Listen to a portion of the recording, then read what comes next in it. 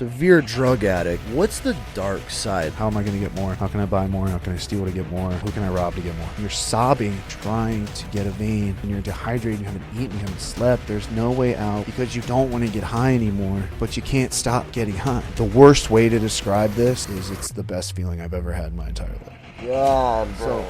Wild.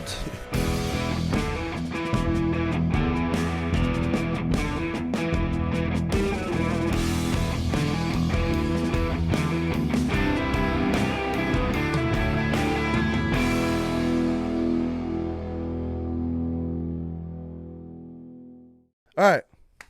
What's up? All right, bro. You ready? Yeah. We got a hell of a conversation today. So before we dive in, we're going to make sure we send you home with a fresh loaf of bread. Yeah. Started as a homeschool project Yeah. that we did for the kids, and it turned into a business. And so now we sling it, and they ship bread all over the nation. So Let's go. yeah, so you're gonna get to go home with some sour bee bread. I actually got some shirts for you that I did not grab, but I got one for what you when size you're are you? ready. XL. Okay, I'm gonna get you. Dude, I was 2X up until 5 days ago, and I got the stomach flu. No Bro, I lost 10 pounds in Oh. like 4 days. Yeah, That's so rough. I'm swimming in this right Okay, now. But yeah, I all got right. something for you too. All right, cool. Yeah. So you got a hell of a story, Logan. Yeah. This is gonna be a hell of an introduction because you have gone through a lot. You were raised as a everyday middle America class kid. Yeah. Good in school, good grades. You played lacrosse, Football. I You played all of it. all the sports. Remotely kind of mainly stayed out of trouble. You went to a military school. Mhm. And after that, everything kind of turned. You found yourself becoming addicted to drugs, which we want to get into this. And because it wasn't just regular drugs, it ended up becoming heroin and crack, Yeah. which ended up leading you being homeless on like a 5-year stint. Yep. Where you found yourself on the west side of Baltimore, Yeah. which I am sure is a horrible place to be, especially homeless and, Oh, yeah. and addicted to drugs. Yeah.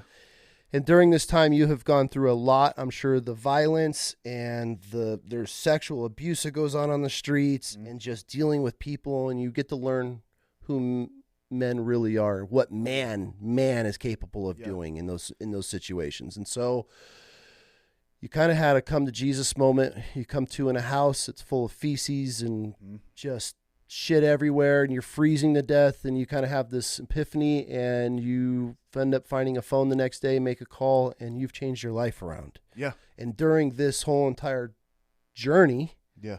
you're now a fitness coach. You're helping people through obviously getting their life back on track. You work for an organization that is a recovery organization and gets people back on their feet and into your shoes where you're at now. And you have gone through every part of the spectrum of being an addict to being from a good all-American kid to homeless on the streets, and now a full recovery where you have a family, you got a kid. Yep. So you're doing really well for yourself. I've had one other person on the show that was an addict in the early days. He runs a recovery center, and Jason Combs, he's an incredible dude. Love the guy. So you're going to be the second guy that we've had this kind of conversation with. And so and the reason I wanted to have this conversation is it's so easy for us to look at homeless people in the streets and be like, oh, he's homeless. But none of us truly know what goes on and what leads a lot of people to that point of no return of being on the streets. And the statistics are against you. Like the fact that you're sitting here now, I mean, is 1 in a million that you have a success story and you're actually giving back to the community that almost took your life. Yeah. So we got a lot to dive into. Like we start every episode, man. Who are you? Where are you from? My name's Logan. I'm from Trapp, Maryland. Trapp, Maryland. Yes. What's it like growing up in Trapp, Maryland? A lot of farming, a lot of fishing, blue collar, right? One stoplight. Everybody knows everybody, and then the largest town over that I ended up like going to high school at.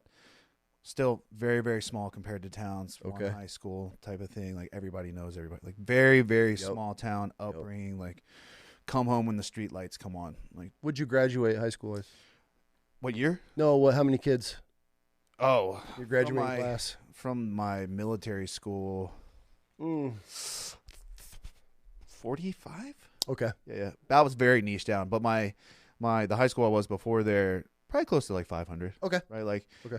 multiple counties pulled into that one, so and multiple towns were pulled in. So high school was big, nice melting pot of people. Got it. But very, very small town, right? Like Okay. very like my dad was like town councilman. type of thing, like small stuff. Yep. I grew up in a village, so I know how that is. Yeah, let's go. Yeah. That's one main light, and then you got maybe a blinking light as you're heading out of town another direction. That's how I grew up. We had two gas stations at the time, right? Like they never right across the street from each other. Yeah. Dude, it was upbringing was cool, right? There's a lot of my childhood that I don't remember fine details of, and I think mainly because of I had a lot of things kind of happen in my childhood, right? Like, I've made it a point not to like villainize my parents, right? Because they don't have the tools that I have now. Okay. Right. But my dad, mom, heavy drinkers, right? Partiers, which now that I know what it looks like, borderline alcoholism, right? Your whole life or just a chunk of it? Yeah. Okay. So seeing them, but like also very loving. Like my dad coached most of my baseball teams, right? Like my mom made sure I made it to every practice and every sport, never missed a game. Even when I was out of state, would drive, right? Like a couple of times a month, right? But yeah, like seeing that growing up, and then I knew that my aunt was an addict as a kid. I knew something wasn't right. I knew, my grandfather. So my whole dad's side is kind of littered with addiction. My mom's not so much like one person, right? So, essentially that melting pot came into me, and then I had my own struggles as well. For sure. Yeah. So high school and everything, did you dabble with drugs? Yeah. Throughout school? Yeah. I mean, so before high school, I went to a very religious elementary, middle school, like very super religious, like leave room for Jesus type, like no non-secular music, uniforms, Bible class. All of the science classes were creation based, right? So like Jesus made the dinosaurs, and God made the dinosaurs, blah blah blah. Then I go to a public high school from this very sheltered, essentially camp that it was at was on a summer camp where they ran a school out of, to public high school. Right now, I wanted to go to high school to play football, right? A couple of the coaches had asked me, hey, you should come play for us, right? So I went to public high school, got let out just into the wild, essentially. Right? Okay. Like just a baby deer going into the wild. And it was pure chaos, right? But it was what I needed as a kid, right? Like I needed to interact with different people, right? Not just, certain types of people, right? I flourished. I did really well. I went and played football. I played baseball. I did all the things, had a large friend group. But with it being small town, right, we had a movie theater and a bowling alley. Yeah, not much to do. There's only so many times you can go bowling and watch movies, right? So started with weed, recreationally smoking weed. And then end of sophomore, beginning of junior years, when kind of partying kind of kicked in, because everybody was partying, right? Like I can't say that I was the only one, right? Like my whole friend group was partying, but we were still going to school on Monday through Friday, showing up to our sports games, being stellar athletes, stellar students, right? Like getting good grades, but like this double life we all lived behind the scenes that our parents, they had to have known, right? Yeah. Like looking back now, they had to have known. So we were partying, drinking, and I got introduced to cocaine like my junior year too. No shit. Which is, it's wild. I'm gonna try to not use too many people's names here, just because I don't know where they stand right now. But I had some tumultuous times with my family, so I was living on my own. My grandmother had a second house. And what's tumultuous times? Dude, me and my dad, when I was a teenager, at it all the time, because I thought I was like the man, like walking around, chest all poked at like 100. It's a natural phase, dude, though. Yeah. I mean, that's what our genetic, our primal instincts to get pushed out of the cave. So yeah. So like, I came home super drunk one night, and I was like, cool, this is the night, right? Like, the challenge at it. And my dad was a Marine, so like, oh no. So we went at it, and to my credit, I held my own. But again, he went back to tactics that I had no clue about, right? Put me on the ground, and parents and myself were all, big fuck yous. I'm out, right? Went to my grandmother, lived with her for a little bit, but my work schedule and my school schedule, she was older, right? She was like, hey, you can live in this house. which I did very well, right? Like I went to work, I went to school, and I was actually studying for an AP government debate, right? This huge debate we were leading up to, and my buddy came in, and they would come over and smoke, and he comes and says, "What are you doing?" Hey, I'm like, I've got this big debate tomorrow that I need to like get all my facts down for. And they're sitting there, they're watching TV, and he's like, I got something that's going to help you study more, right? So he pulled it out, and I was like, absolutely not. I'm not going to ever touch that. Maybe 15 minutes went by. I tried it. The Coke? Yeah. Okay. Hated it at first. Hated it, then loved it. And then I dabbled in that for a little bit, right? Which, as a 16, 17-year-old kid, is not beneficial to anybody. Yep. Yeah, still showed up to school. I ended up getting in trouble in high school for weed. They asked me not to come back for my senior year, and I was really looking forward to football and doing the thing I wanted to go to college to play football. So I was essentially on an island where I had no help, and Bill, my football coach, was also a family friend. Came to my parents' house. He was like, I found this place. They will take him. He can finish school. He can, go to college or join the military. Those are the two options that they give you. And he can play all the sports he wants. He just has to show up by this date. So I was like, yeah, I'll go. We drive to like mountainous Virginia, like real hillbilly, middle of nowhere. Oh, Virginia. so it's not even in the same state. Oh, no. Shit. It's called Hargrave Military Academy, okay. And I'm a huge proponent of it. It gave me what I needed. Okay. I recommend everybody send their kids there. They're young men. I'm going to look right at the camera. I recommend you send your young men there. When I get there, I get out the car, I had like sideburns, like a goatee. And the football coach had everybody in formation. He walks to me. He goes, "Oh, you're Adams." I was like, "Yeah." He goes, "Did you bring a razor?" I was like, "Yeah, I got one in my bag." He goes, "Cool, I'm going to give you 2 minutes to go shave your whole face. Run back down here, make it into formation." And he literally hit the stopwatch. Hugged my parents, ran upstairs, shaved my face, got down. That's day one of military school. Yeah. Were you for it though? No. I was for the idea and being able to play football, right? That sold me. Yeah. I was playing football. I get there, and I hated it for the first 60 days. Like the structure? Yeah. 5 a.m. wake-ups, PT, and then going to football practice, living with another dude. I would call my dad all the time. "I need you to come pick me up." He's like, "Hey, I'm not going anywhere. I'm not going to pick you up, dude. You need this," right? Good for him. I was like, if you want to quit, he would do this all the time whenever I'd want to quit like a sport or whatever. You need to go and tell everyone on your team you're quitting. That's a great thing to do. He was like, even though you told them, you gave them your word by showing up to practice, showing up to 2-a-days, making the team, right, and committing to the position that you play, that you're going to quit on them. So I essentially never quit any sports, right, because that gave me a lot of accountability that it wasn't just Logan, it was team, right? Like, it's not just me, even though I play a small role in whatever, that I have to go tell everyone, hey, this isn't for me. I'm not cut out to support you and be a team member. Yeah. Right. And he did that for the football team. He was like, cool, go tell your whole company that you want to quit. Right. So I stuck and stayed and then flourished. Dude, like something like clicked one day where I was like, oh, I like this. You got in the groove. Dude. I was like, this is what I need. Right. I'm shaving my face every day. I'm putting on the uniform. Right. I ended up going to their NCO school there, so to speak, to become – I didn't pass the test being first year. They were like, cool, you can try again next year. I was like, I'm going to graduate. Yeah. So, but I did end up becoming corporal, right? Joining their MP, their group there. I mean, we weren't really police and do anything, but, it was Marine Corps based. Yeah. So, Sergeant Major ran the whole school, right? God.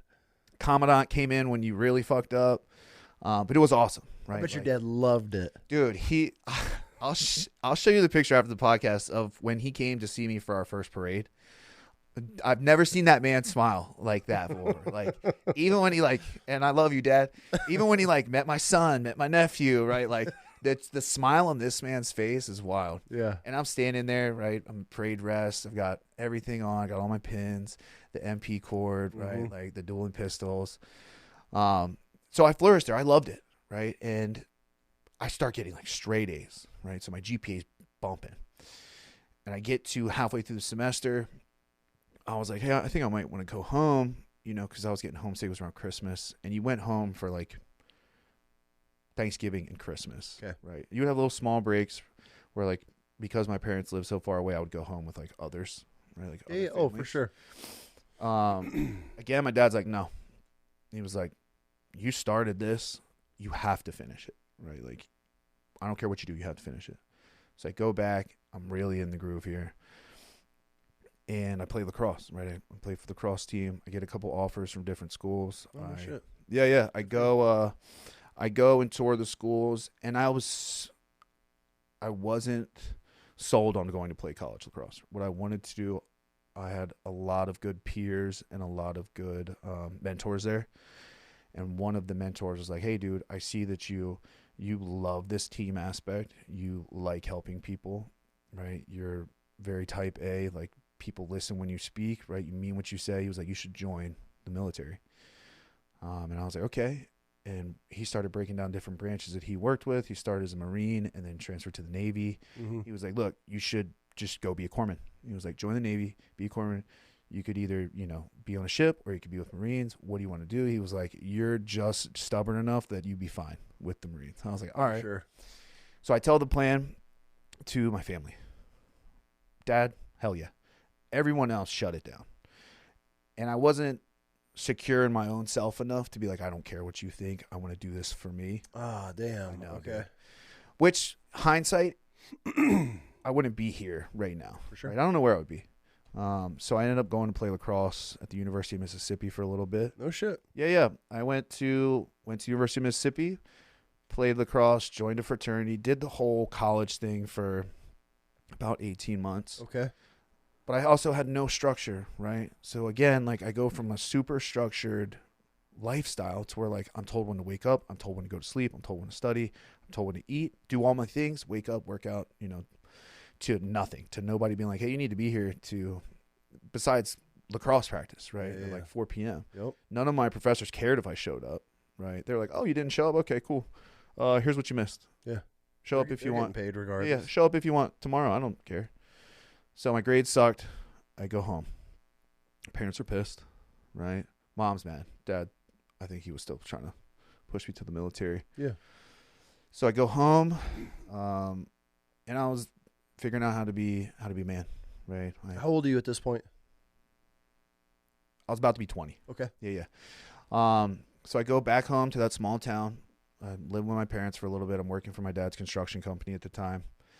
I get some money. Me and my buddy who also worked for my dad, we were like, let's get our own apartment. And that's when I was still working out and like taking care of myself a lot, but also like I was 20 years old with an apartment. Like I was going to party as much as I could, still showing up for work. I'm not going to say that was a problem time for me because I was still like showing up and doing everything. Yeah. Eventually I got tired of it. And I told my dad, I'm like, yo, I'm gonna get out of this lease. I'm gonna move with you guys, and I'm gonna work for you, and I'm gonna try to go back to community college. Okay. So I did that, right? I moved back home with them, right? A little weird going from that freedom, but also freedom to structure. Mm-hmm. Right? Like, granted, it was very loose structure, right? Like my dad's thing was, you better be up in time for work, right? Community college, I do okay there, and then after my second semester, I got into a bar fight. Right now, I wasn't the instigator of the fight, right? Like I wasn't even really, I shouldn't have even been involved, but someone that I knew was about to get jumped by a group of people, and I stepped in the middle and I tried to break it up. So I like push him out of the circle to his car, and as I'm going, someone takes a whiskey bottle, breaks over the back of my head, and if you know anyone's ever felt how thick a whiskey bottle is, it's thick. Mm-hmm. Right? Hits me. I get a couple swings. I'm out. I black out. And I saw the surveillance video like later on, like when the police came and talked to me. There's like 15 or 16 people just stomping me like on the ground. I'm clearly unconscious, like stomping on my face. Really? Flipping me over, stomping on my chest. Like they run my pockets, take everything out. from what the stories are after that, like, and the video showed a guy from my hometown stepping in the middle and literally saving my life, like pushing all these people back, grabbing me up with like underhooks and dragging me to the car. And what they told me, they were asking me what I wanted to do, and I just kept saying, just take me home. And they had the foresight to be like, no, dude, you're fucked up right now. Like, I was bleeding from my skull. I had skull fractures. I had shattered my eye socket, shattered my nose. Jaw had a small break in it. Like, I was jacked up. Damn. I had bleeding on my brain. They took me to the hospital, and small town hospital, right? Stapled 2 staples into my head. They're like, he's fine. But my mom had showed up. Motrin, change your socks. Yeah. Rub some dirt on it. You'll be all right. My mom showed up, and I didn't know my name. I didn't know where I was. I didn't know the year. I couldn't even tell you who the president was. Like, I was clearly concussed with a traumatic brain injury. So after that, like, I remember coming to a little bit, seeing her and being like, oh no. And then going back out, waking up in University of Maryland shock trauma. Now, if anyone from Maryland knows, if you wake up in University of Maryland shock trauma, you're not in good shape. Normally they airlift you out there, or they fly you, or they airlift you, or they take you by ambulance. Because of the pressure on my brain, they couldn't airlift me, so they had to drive me the hour and a half. Damn. I don't remember any of that. Okay. I wake up, I'm hooked to a whole bunch of stuff. I wake up dizzy, and I remember my mom wasn't in the room at the time. A doctor, when I woke up, was standing there. He was like, hey, we're going to have to drill a hole in the top of your skull. You have bleeding on your brain. If this medicine doesn't work, this is going to happen. What I need you to do is to try to sign a physical will for me in case you don't make it. Yeah. Bro. Yeah. And then, so I'm 20. What's going through your mind at this point? I mean, you're probably not even processing it. I remember being lucid enough to be like, whatever I have in my bank account, I want my sister to have. And like, with a nurse trying to write that to where I was like, I want my sister to get my stuff, and then signing my name and trying to date it. And then I wake up again. I see my mom. She looks like hell. Like, she looks destroyed. And then back out. I wake up again, lucid. In the bed next to me, there's a guy with like 8 gunshot wounds. Right. And the whole time they're doing this, they're feeding me painkillers. Feeding me painkillers, like morphine drip, and then oxycodone, right? Eating them. Even though I could barely chew, like my lips were black. Like I was in rough shape. I was choking them down, and I kept asking for water. They're like, no, you can't have water in case we take you into surgery. God, they're giving you pills in here? Dude. Oh, it was wild. So I black out again, and I wake up to my mom standing there, and this time I didn't know who she was. That's how I knew like things were pretty bad. I was like, I recognized her face, but I couldn't be like, Mom. Yeah. I just knew, looking at her and seeing her face, I felt comfort. I was like, okay. To like hearing them say, hey, the swelling on his brain went down. Luckily, the medicine worked. Blah blah blah. Damn, that's got to be a horrible feeling. At the time, I didn't know. Like, I remember these things, but like there was no emotion behind it to where I was scared. I was in rough shape.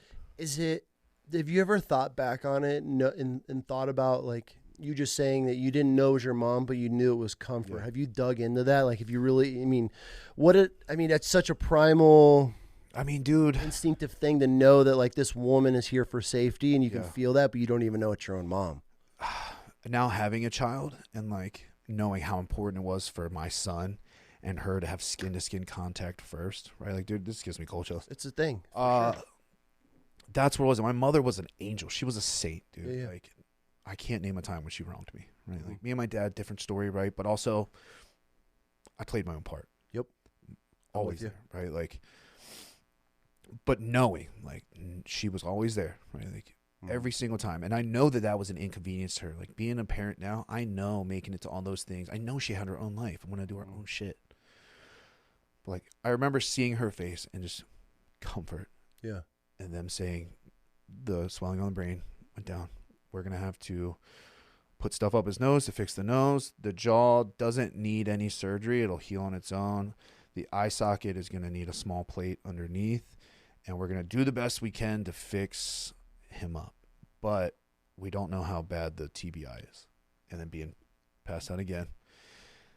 and then waking up.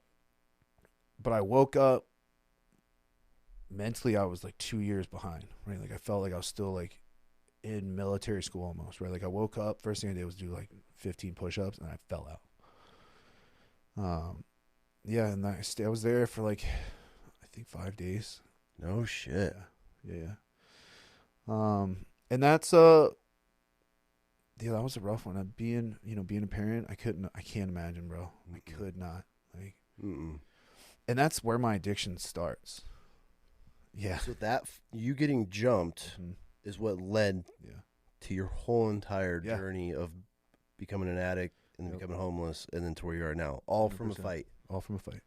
One that I didn't start, right? And one that no one got arrested for either. The police department where I'm from, they dropped the ball. They were like, "Oh, we can't pull any faces, blah blah." Even though people were coming, like it's a small town. Like my everybody. My godfather is a black man, right? And he was like, "I know 6, 7 of these." Were they black dudes? Yeah. Okay. And like I don't like put the color into it, right? It doesn't matter. You said black. Yeah, but like so that's the community that I was wrapped up in at the time. Okay. Right? Like I've been through many things, but yeah, they were like, "We don't know," and for my own vengeance later on, I found a couple of them. How did that feel? At the time, good. Now, past tense, probably not the best. Right? I mean, did you put a work on them? Or? I don't know what the statute of limitations on that is. All right. Yeah. But all right, I'm with you though. I got my payback. Okay. Right? Yeah, and that's where it all started, dude. Like I was 21, maybe 22. I think I was 22. Yeah. So I go through the recovery process, right? Okay. I have to go up to Baltimore once a week to make sure the clots in my face are going away so they don't move anywhere. I remember like they were shoving, it looked like sponges up my nose into my sinus cavity and just slowly pulling out just like black blood clots. Like, but with that, I had to drop out of school, right? Like I wore glasses for a little bit because the stigmatism in my left eye was so bad I couldn't see straight. I kind of had to relearn almost everything. Like reading was very hard again. I'm still terrible at math now. Like certain things just don't fire the way they did. So I'm going up there, right? Things are healing, staples in the head. I'm back home with my parents, right? And the doctor that I have no idea his name, but they put me on oxycodone 30 milligrams 3 times a day. Okay, right. That was the first 6 months. Okay. The second 6 was 2. Okay, so still a little bit of a wean down, right? But every day. So now you're 6 months. You're 6 months, 3 pills a day. Yep. And then another 6, 2. And then another 6, 1. So you're now a year and a half straight on oxy. Yep. Straight like, and I wasn't. That was kind of when like opiates were popping off, right? This is like 2012, 2013 time. You're not thinking about, no, I'm gonna have to come off of this. I didn't know people really that were using like that. Like I knew people would use them to party, but I didn't know people were like, I didn't know long-term use. Yeah, I don't think anybody really knew the effects that it was causing at the time. No, you always know the dude that has always got a pills and you call and like hey, what do you got? Today we'll try it out. Dude, I threw my back out. What do you got? Yeah, he's got something, right? Everybody's got that friend, but you never think long-term use. No, and that was long term, like which I should not have been on, right? Like once my face and everything healed up, that should have been it. They should have put me on pain management, which they didn't. Right? Very low dose and off a lot sooner. Yep. Taper me down, do the correct way. Now that they do for people. So the end of that 18 months, I go back. Doctor's like, hey, everything looks good. Checked my vision. Cognitively, I was there. I could read again. I could look down. Like I couldn't look down for a long period of time because they were afraid everything would flush, like the blood clots, the swelling. So for a long time, I had to sit and watch TV, straight. You couldn't look down? No, bro. That's why I had to drop out of college too. I couldn't see. I had these blood clots, and I couldn't look down to study or read or sit in class. Oh my God! For how long? That was about 8 to 9 months. I couldn't do that. Yeah. So I slept on a couch for a while, watching Supernatural through and through. Yeah. Damn, bro, that's miserable. Wasn't honest. Then looking back now, it was not my roughest time, right? Like not the roughest for sure. So that 18 months ends. I go peak physical health. Right at this point, I had started working out again. Right, like I was doing light cardio. You know, I was cleared to do all the things after kind of a year, but I still had to pass certain metrics, like health wise. So after that 6, I'm out. It's done. Blah blah blah. 3 days goes by. All right, and at this point, no knowledge was no like information where like, hey, you're gonna have to go through physical withdrawal symptoms. You're gonna have to do this emotionally, mentally, and physically. Right when this stops, because this is over. Here's what happens. Right? None of this. None of it. So 3 days goes by. I got the flu, right? Which is what I thought I had. Flu. I'm throwing up, sweating. I can't sleep, restless leg. And my parents were like, dude, this really sucks for you, dude. Like, you got the flu too? Like, after all this? So I'm laid up. And then one of my friends just so happens to come by just to check on me, right? Because they were like, hey, you want to come hang out? I'm like, I got the flu, dude. A couple days goes by. On like day 4, he came by. He's like, hey, how you feeling? I was like, dude. And I looked like death. Yeah. Right? But what I didn't know at the time was he was recreationally using pills, right? So he was like, hey, you're going through opiate withdrawal, dude. I was like, I'm not a drug addict, bro. I'm not doing any of that. I took my pills as prescribed. And he was like, that's not how it works, bro. Like, he was like, how long have you been on them now? I was like, a year and a half. He's like, yeah, dude, you're addicted to opiates. Leave it to the homie. Dude, to give me the proper information, right? To diagnose you as like addicted going to through withdrawals.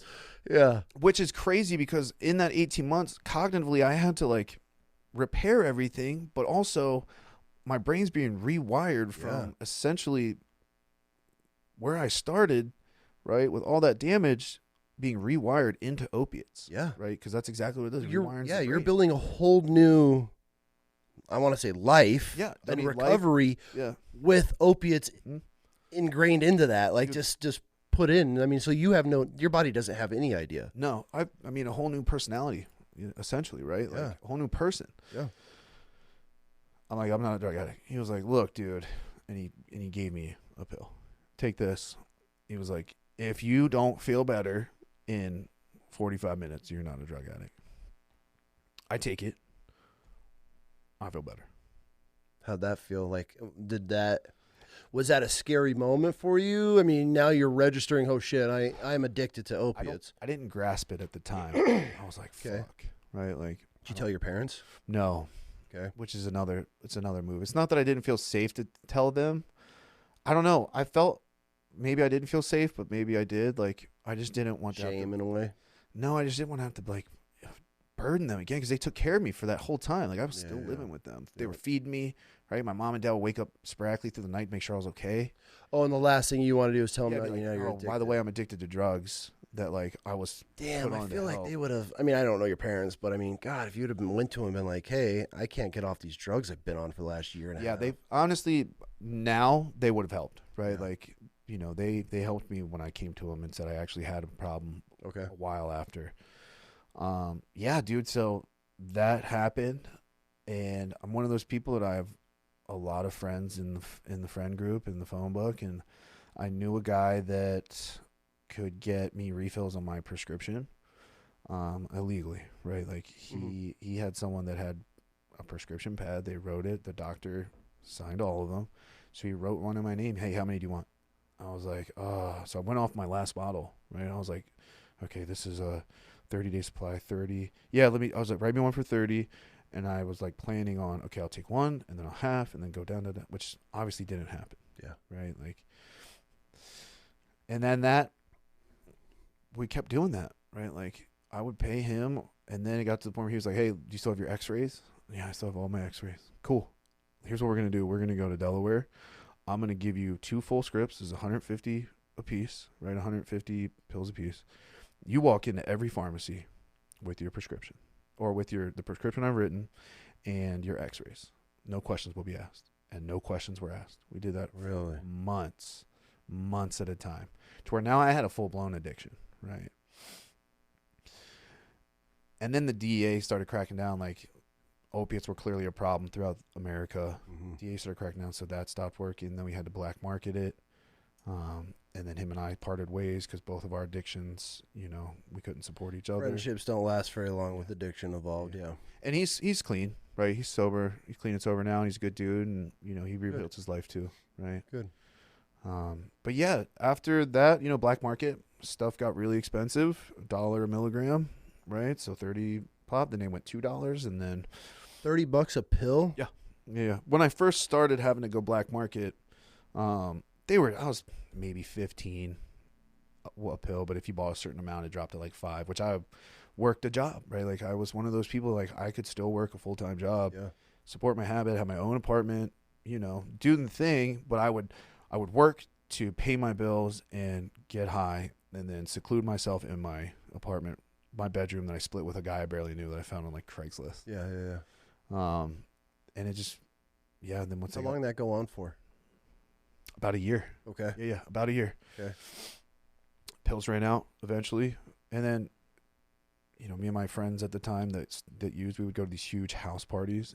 And one of us would go in and like be social. The rest of us would run everybody's cars in the parking lot. Right. So like at this point, like I'm still working, but I'm not making enough money to like keep, you know, the drugs there. Cause now they're $2 a pop. Even if I'm buying 150 at a time, they're still expensive. To where we're like robbing cars, right? So like that's where the crime started coming in, where I was like, okay. Was the crime an easy transition because you're full blown now? Like it didn't. There was no second thought. I guess. Okay, so that's kind of my question. Is it because obviously I've never battled anything on that level, but does it get to a point where it just turns off that right from wrong switch where it's like I just need money to feed this habit? I knew it was wrong, right? Like that moral compass was always, no, not always. The moral compass was there in the early days. Okay. Right. But I needed these drugs, like physically, mentally, emotionally dependent on these, right? I think what people truly grasp about opiates is it's not purely physical. Yeah. I'm thinking about the next one. If I can't get the next one, I'm breaking down emotionally, probably sobbing, figuring it out, asking people to help me out, or I'm super angry, or like emotionally I'm so driven by them. Physically I'm so driven by them. Mentally it's all I can think about, right? So your whole day is consumed by the next fix. But if I have, right, enough to last me a couple of days, that's not my thought. That thought is I'm going to feel as good as I can for these next couple of days, and then I'll figure it out. You know, robbing cars, and we all, like, I feel like half the town that I grew up in was addicted. Like most of the people that I was running with were people I went to high school with, people that like I grew up with, people that like I knew their parents. They knew my parents. They knew me. Yeah. Right? I know that, like, just to looking back and seeing that just sickness and just rapid decline of a whole community. That quickly. And then like not just pills, at that point in time, heroin was starting to come around because the pills were getting too expensive. So people that were just like eating a few pills a day or like snorting them were now like sniffing heroin or doing IV drug usage of heroin, right? Like shooting heroin is the term, right? To just a massive just sickness and decline in our local community, to where I know our local PD was struggling with it, right? Like I went to high school with some of the guys that are on the force, right? I know that they see us and they're like, damn, Logan was a really good football player. It's just sad to see, right? Like I know his mom. You're one of them. Yeah. So how long, so you're chasing the next, make enough money. Yeah. You're now robbing cars to try to get more opium. Oxys, right, is what you're on? And so you're trying to get more oxys.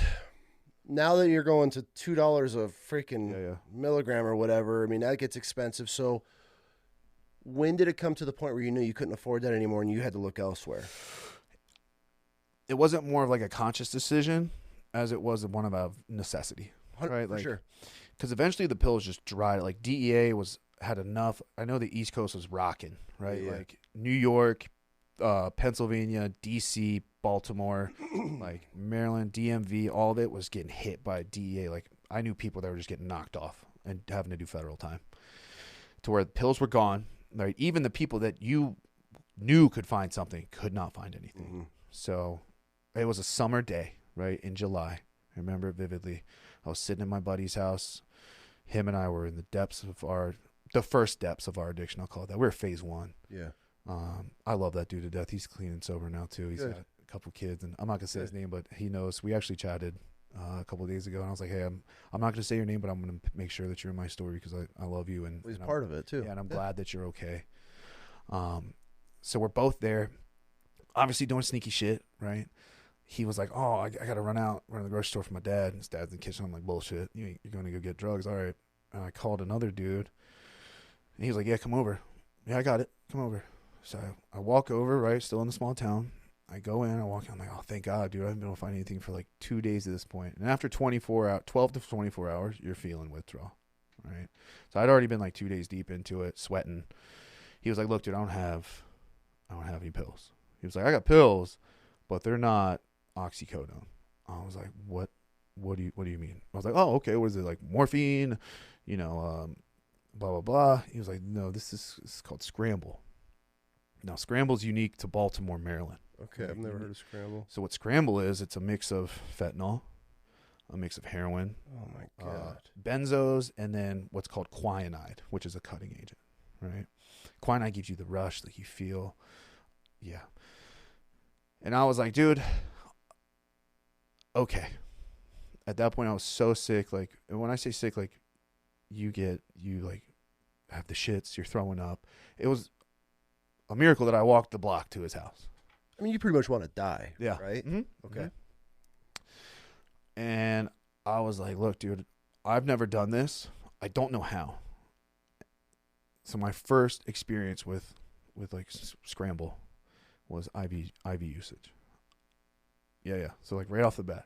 So I watched him, cook it up, draw it back in the syringe. And what's crazy is you could tell the different cutting agents or what it's cut with or the level of how much heroin compared to fentanyl ratio. Is he cooking this shit on a spoon or what? Yeah. Oh, yeah. The way you see it in movies, right? Spoon, water, cotton, needle. Same way. You're watching this go down. You're not like, No, I was sick, dude. I was so sick, right? Like, you just need to get rid of it. yep. And I remember holding my arm out and the comment he made, because he was already doing that for a while at this point. Like, at this point, I was best friends with his brother, his younger brother, but not him and the older one. Okay. He looked at, I had like perfect veins. He's like, oh, I could do this with my fucking eyes closed. And like, did it. And I just, as soon as that plunger hit and was done and empty, the worst way to describe this is it's the best feeling I've ever had in my entire life. I watched my son be born, right?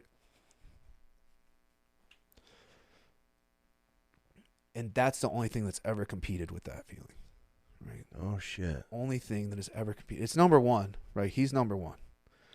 But, like, that's the only way that I can think of your best memory, your best moment, and that happens anytime you do it. That's what keeps you coming back? 5-6 days a week, 5-6 times a day. That's how good. It's the best memory, moment, feeling, everything. What takes 10 seconds maybe if you're lucky. And that's when I was hooked. That's all it took. Yeah. And then the price. That's terrifying, bro. But the price difference was also a selling point, right? So like if I can find one oxycodone 30 milligram for 60, 70, $80, I can buy 8 to 10 of those. For Scramble. Yep. That's terrifying. Yeah. But I was so afraid of using needles myself that the only way I could do it was to go to their house for him to do it. Right? So essentially I became like attached to them in their house. Granted, I'm tight with the little brother, right? He's the one I called. To his credit, he didn't know, right? He was doing that, but he thought that they also had like actual pills, because what he told me later, he was like, no, I told them that you don't do that, right? Like, yeah, dude, that was my first encounter with Scramble, with fentanyl. And fentanyl I know fentanyl is like a hot topic right now, but like, dude, I have been dealing with fentanyl since my early ages of my addiction, dude.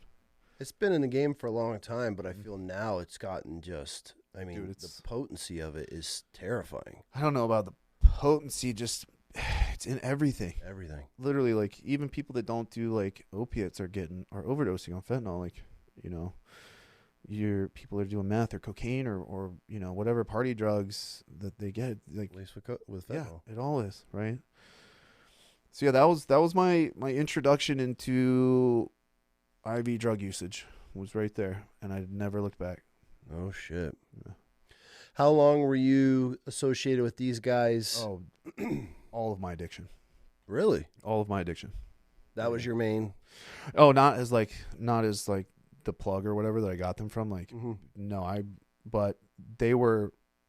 I was friends with the youngest brother through high school, and years after high school. So when I say my community was gripped, you couldn't throw a stone without hitting someone, right? Like That bad, huh? So we essentially teamed up, the two of us, and then the three of us teamed up, and we were buying it because you could still get it for a decent price where we were from, and just using it all the time. I'd go to work, and I was like a server at a restaurant, wearing long sleeves in August in Maryland, where it's like 90% humidity and 100 degrees. Mm-hmm. And they're like, oh, my boss be like, hey, why are you covering your arms? I'm like, oh, I got a new tattoo, because they had to know you couldn't show your tattoos at work, but they didn't ask me to show it. I'm just wearing long sleeves and showing up to work. Damn. Yeah. Well, okay, so you take that and obviously you're injecting. Because certain drugs have horrible immediate side effects where you're just zombie mode and you're just laid out. What's it do to you immediate? Like, what's the initial, besides obviously the euphoric rush?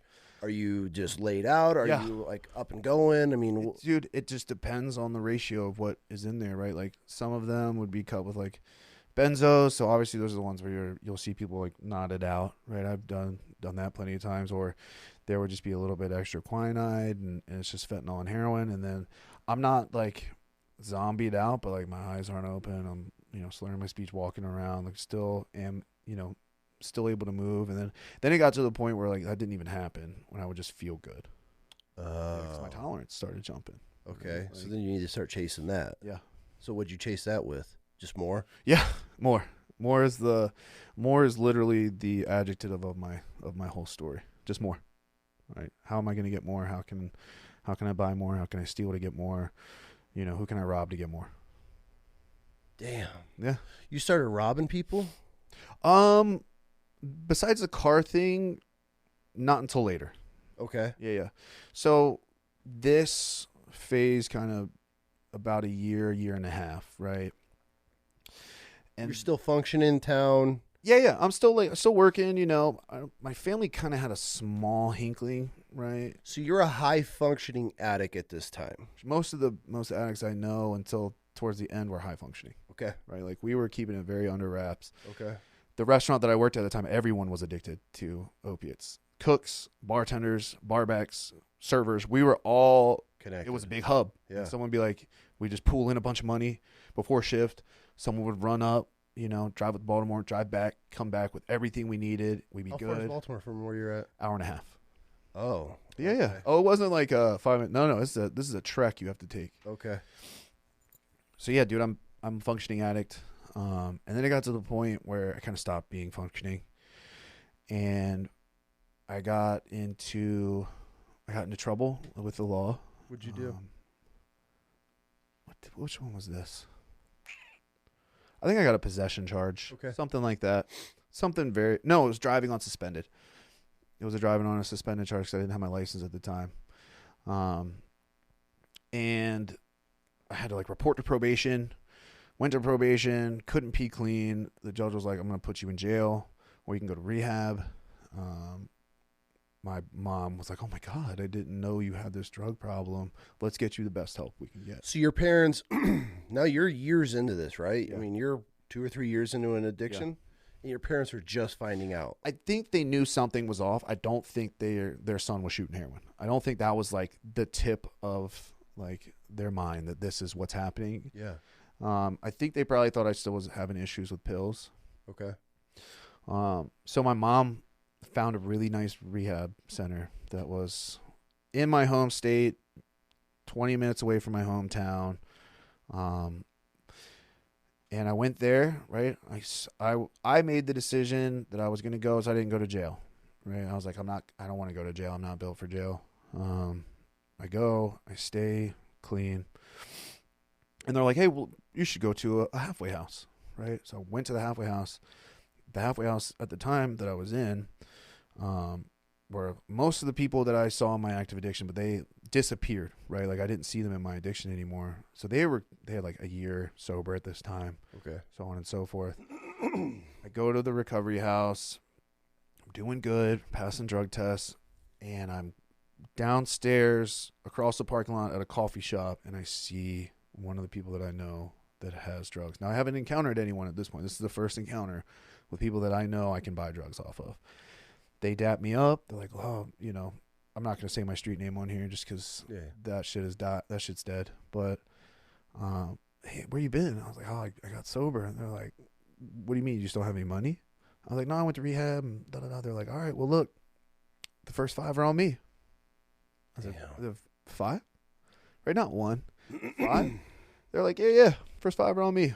I was like, fuck. I was like, let me think about it. I took 5 steps out of the coffee shop, spun back. I said, look, can I buy some too and still get 5 for free? Yeah, hell yeah. They're like, come get in the car. And I got high again. Did you have any remorse? No, dude. Have anything, or was it just you needed it? I didn't need it, but the lifestyle was so ingrained in me that I didn't know how to not do it. Okay. Right? Like running and gunning, getting high, working, doing all the things. You know, I was working on the farm that my dad was managing at the time. So like really boring. All I did was go to NA meetings, go to work, come back and sit at home, right? Or sit at the halfway house. So I got high again. I made it maybe 2 more weeks of the recovery house, right? Peed dirty. They're like, hey, we got to kick you out for 24 hours. You can come back tomorrow. What's the point of that? Just so you're not high in front of everybody else, Okay. which is very fair. Okay. Right. I wasn't on probation or anything, right? Like I successfully done the things probation asked me, right? So like no consequences, minus having to tell my parents I got kicked out, which I didn't do. I lied about. So I go back the next 24, pee dirty again. They're like, dude, we'll help you. They extended the olive branch. We will get you right back in the same rehab that you were at, right? Because again, small town, small recovery community. All the centers know the recovery houses. The owners of the recovery houses know people to get you in. I was like, I don't have a problem.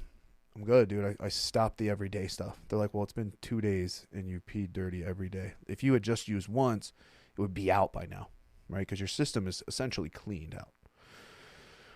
And then we're back in it, right? Like, damn, like it never stopped, dude. So I have to tell my parents, hey, you know, I just, the recovery house just wasn't working for me. I don't want to live with a bunch of guys. I made up every excuse in the world to sound legitimate. Yeah. And then what was the people that I went to rehab with, like the people that were in the same time frame, all were like contacting each other. We would talk every day. They were like, hey, let's have a little reunion. And I was like, yeah, let's do it at my house. So we did it at my parents' house. Failing my mom, ate dinner, did all the things. We're sitting there chatting about the good times. Like, oh, I got to go to the bathroom real quick. I'd walk upstairs in my room, got high, came back down. And I remember one of the girls that was there, she looked at me dead into the windows of my soul, right through my eyes, and just knew. She just looked at me and got up. She was like, hey, guys, I'm leaving. I just left. No one else realized, right? So they all leave. After that, I stopped contacting them. And I'm just running again. How long did that last? Till I went to rehab the second time. So you go through rehab, find every excuse in the book. Yeah. Tell your parents everything besides, hey, I got kicked out for pissing hot. Yep. How long until you end up in Baltimore? This is the phase where we go to Baltimore. This is the phase? This is the phase. Okay, so you don't make... So how long were you in rehab before you got 30 days. So 30 days clean, running your homie. So I had probably close to like 40 to 50 days by the time I ran into them. Like I'd been at the recovery house for like 3 weeks, right? I'd settled in, you know, and then ran into this person. Damn. So yeah, contact with all my support system, right? I'm still working, right? Like I was still using every day, but not to the point where I was not functioning. Okay. I had a friend that was working on the farm with us as well. Me and him were just bouncing bad ideas off each other left and right? Like, hey, let's work this, and then we'll leave for lunch break and go get scramble, and then we'll come back and work again and da-da-da-da-da-da. Because we were off books. We weren't getting like actual like paychecks with like taxes, and we're getting cash, right? So him and I went just off the deep end, and it got to a point where I was introduced to Baltimore, like going up there. I hadn't been up there to like buy drugs yet. Mm-hmm. And I remember I was riding with two people, one of which now works in recovery, same as me. I'm glad that they got their life together too. And I was like, hey, I've got $400. Can you get this? They're like, we don't have anything. You can ride up with us. All you got to do is give me $20 for gas. And then whatever we get it for, you can get it for, but you cannot tell anyone where we're going or that you came with us. Cool. We go up, and we're going into Baltimore, right? We take the exit. We go in, go past this rural farms that's on the left, where that will come back into my story. We go up what's called Monroe in west side of Baltimore. Okay. And I'm freaked out because my only interpretation of Baltimore is gun violence that I see from the news and watching The Wire and knowing that it's rough, because I knew we were going to the west side or the east side to get drugs. Yeah. Right? I was hip to the game at that point. So we go to the west side, pull in Monroe. I lock my door, right? Physically hit it with my hand. They're like, hey, chill out, bro. Like, it's fine. They rolled the windows down. We're driving up, and the one person was like, I want you to listen to what's being said. And you just hear all across the street, the whole block, boy, girl, soft, hard, scramble, raw, blah, blah, blah, blah, blah, blah. It's an open air drug market. And cops are parked on the corner. They do not give a fuck. All they care about, guns. Right? So if the drug dealer shows no signs of guns on his body, they are doing nothing. Right? Because this is so systemic for them. Yeah. It's been years upon years. Mm-hmm. And I'm blown away. Right? So they pull up, put the windows up. They're like, hey, we got a guy. We just wanted you to see how easy this is going to be for you when you need to come up by yourself. I was like, okay. Meet the guy. Get the drugs. They also get crack cocaine. At this point, I'm not on it, right? I had like some sort of morals at that point to not do a certain drug. Like, I'll shoot heroin, but no crack, no thank you. That's your gross. mindset. Yeah. Okay. So there's like smoking crack, freaking out. I shoot up. They're like, hey, can you drive? We're geeking out. Yeah, I'll drive. Drive back. And we did that together for a little bit, a couple months, and then it got to the point where the one person got arrested. The other one was like, I'm going to rehab. So I started driving myself. Okay. Right. So now I'm going up to Baltimore every day, right? Because I'm buying drugs. I'm coming back and dispersing them as they need to be dispersed. Back again, up and down, up and down. You're running them now. Yeah. Are you making money off of this? Oh, hell yeah. And this is supporting it. I mean, I'm spending maybe $5 on one because I would buy like 250 in a pack is 250 a pill. Yeah. I'd spend $5 per, go back and sell them for 20. Right. Oh, so you're making good money. Good money. Okay. But all of that's going to my addiction and gas, right? So I'm going up, going back, going up, going back, going up. Every day? Yeah. 7 days a week. And you never got popped up there? Yes. Yeah, I got popped. Okay. Yeah, hell yeah. I was gonna say that. Dude, you're going way too much. No. I got popped. I've had like one in my like heyday of it. I'd be followed by the police, right? Like to where like luckily I figured out a way to stash it to where they couldn't find it at the time, and to where a drug dog wouldn't alert either, which was wild for me. How are you getting past a drug dog? So I had the O.J. Simpson Bronco. Okay. Right, and the center, I would pull it out right where the center console sat, and I would put foam in it, right, and then with that foam I would also wrap it in masking tape, and then I put foam underneath, and the tape, so when it shut, it's sealed, right, so it's almost airtight, but they could have alerted, dude. It was luck most of the time. Yeah, so I'm running and gunning up and down, and then it got to the point where like I'd run out of options back at home, where like I got a phone call, or my dad got a phone call from some officers he knew, because he used to be a sheriff at one point, where they were like, your son is doing this, tell him to back the fuck off or he's going to get arrested. So after that I was like, oh, okay, well I clearly have to like leave town. So I go to Baltimore in my Bronco, and I decide I'll just live up here. It'll be so much easier if I just live up here.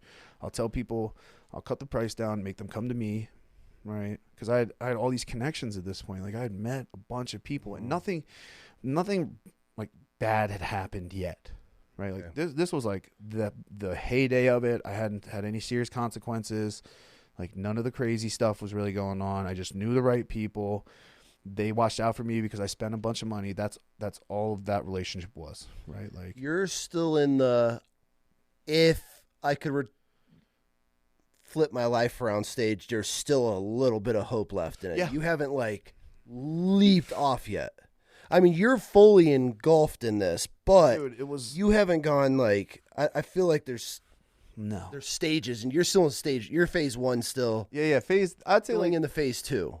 moving up there was starting phase 2, right? For like, sure. Because I lived in my Bronco, and then I found, they're called bandos, so like an abandoned house, where I was stealing electric from the neighbor by like wiring shit to their like electric box into my extension cord into there. So I had like one lamp lit up, no heat. So I'm either living in the Bronco or I'm living in the bando. I'm shooting up. I know all of these drug dealers at this point. Like, I'm recognized on the street. They know who I am, right? I've spent enough time up there now to where, like, yeah, it was nothing at the time, right? Okay. And then it just started getting out of hand. No real consequences yet. Like, my family knew I was missing. They didn't know what the fuck was going on. They knew I'm addicted to heroin. They don't know where I'm at. And I'm just up there living.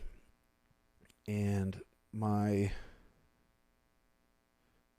called my mom one day. I was like, hey, I want to go back to rehab. Like, I'm homeless. I'm living in Baltimore. I need help. And she was like, cool, come home. All right. So I went home. But the thing is, the heroin or the scramble now was so just fentanyl mostly, right? And like a bunch of different benzos. Okay. And, quinine, to where when I went to rehab, dude, they said my urinalysis lit up like a Christmas tree. There wasn't nothing on there that I didn't pee dirty for. Like, that's how like diluted like the scramble was, because you're still thinking it had heroin. There's no heroin, right? Like, it was all fentanyl at this point. Damn. So I go to rehab. I last 3 days. 3 days, right? And I'm hallucinating through these withdrawals, right? Because of, benzo withdrawal. And, when the same counselor that I had before was there, and she was like, damn, dude, you look a million times worse than the last time I saw you. Even when you first came in the last time, you didn't look this bad. I lasted 3 days, and I grabbed my stuff, walked to the end of the lane, and sat there. Because they were like, we're not going to give you a ride anywhere. Like, you're leaving against medical advisement. That's our policy. And some maintenance guy just so happened to be driving up. And he was like, where you need to go? I was like, I got to go to trap. He was like, well, luckily for you, I'm off work. Get in. So, but I had like lost weight at this point. I was like 150 pounds, right? Like, I sit at like 210 right now, right? So I'm skinny. I look like shit. I go back home. I get dropped off. Family's fucking livid. They're livid at this point because, when I was up there on this little gap, like, I was meeting all these drug dealers, but I was also transporting them to do other shit, right? Like, some of them were carrying guns to go places. I would drive them to go pick up. They'd hit me with, a decent amount of drugs. So I was like driving people, making moves, like building my own little network that I knew when I got back up there, I'm good. I just needed to get there. Oh, okay. Right? So they had kind of taken the vehicle at this point. Well, they didn't take it. They hit it. Who's they? My mom, my dad. Yeah, dude. I came home. They were pissed, and I'd already had my phone out. I already made a phone call to get high. They were like, "What? Why are you here?" They were so upset, dude. Like, so upset to where they were like, "Look, you're fucked. You're not going anywhere off of this property. Still on a farm in the middle of nowhere." And I was like, "Hey, I'm still going through withdrawals. I need you to take me here so that I can go get Suboxone." So they're like, "Okay, we'll go." Suboxone even do anything for you at this point? I wasn't going to get Suboxone, but yes, it would make me feel better, right? Luckily, I'd been at rehab for 3 days, and they were giving me Subutex, which is kind of like Suboxone. Mm-hmm. So I was like, hey, this is what I need, blah, blah, blah. They drive me. I met up with somebody. I'd stashed money away in my house. I got drugs again, went back, and was getting high all over again. Damn, bro, you're in it. You are in it at this point. For a long, long period, dude. So at this point, you're back at your farm. Are you looking for a way? Are you just constantly thinking, how do I get back to Baltimore? Is that your mindset? I'm thinking, how can I get back? How can I get back in the car to start making money again and going up and back and doing my thing? Because, the heat had died off. There was other people they were worried about now, and I was like, hey, I'm just going to go and sell to the people that I know I can sell to, break even, and then just be able to do that. And that's what I did for a little bit. Mm-hmm. But so I'm going to keep this one as phase 2 as well. While I was in phase 2, I started shooting up cocaine with the heroin. Yeah. So I was doing what they call speedballs. How did you even come up with this plan? One of the random people that I met was like, hey, I'm going to trade you this for this, and here's how to do it, and blah, blah, blah. And I was like, cool, I'll try that, and did it. So I get out of rehab, right? I'm back running and gunning. Yeah, dude. It just doesn't get any better until the end, right? It's just a progressive shit show. I'm running and gunning, go up Baltimore. But at this point, I would go up and I'd stay like 3 days and then come back. Where are you staying? In your car? In the car. Okay. Right? Went back to the same bando every time. Really? People knew that's where I was, right? Like, when I came back from rehab the second time, I was still getting high, but I finally went back up like 2 weeks later. People were like, yo, where you been? You look good. And I didn't look good. I just looked better than they looked because I had showered. I started eating food again type shit. Damn. Yeah, dude. So I go up there. I'm doing speedballs, right? That kind of got introduced a little bit heavier. And I bought a bunch of drugs, right? Bunch of dope, bunch of coke. I drive out of Baltimore because I was going to go home this time. This is one of those trips where I was like, cool, I'm going to go home. I'm going to hang out for a couple days and then come back up. That way I can sleep in a bed, eat real food. And I pull off at this gas station outside of Baltimore City, which is notorious for people like getting high at. So I get out my drugs. I go into the bathroom. I do the process to use it. I hit myself with the needle. And I started getting tunnel vision. I started going in and out, like woof, woof, where my vision, with my heartbeat, right, is going in and out. That's not good. No, hell no. And the next thing I know, I black out.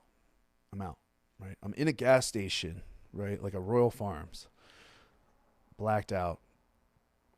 I wake up, and both hands are handcuffed to a hospital gurney. Oh, no.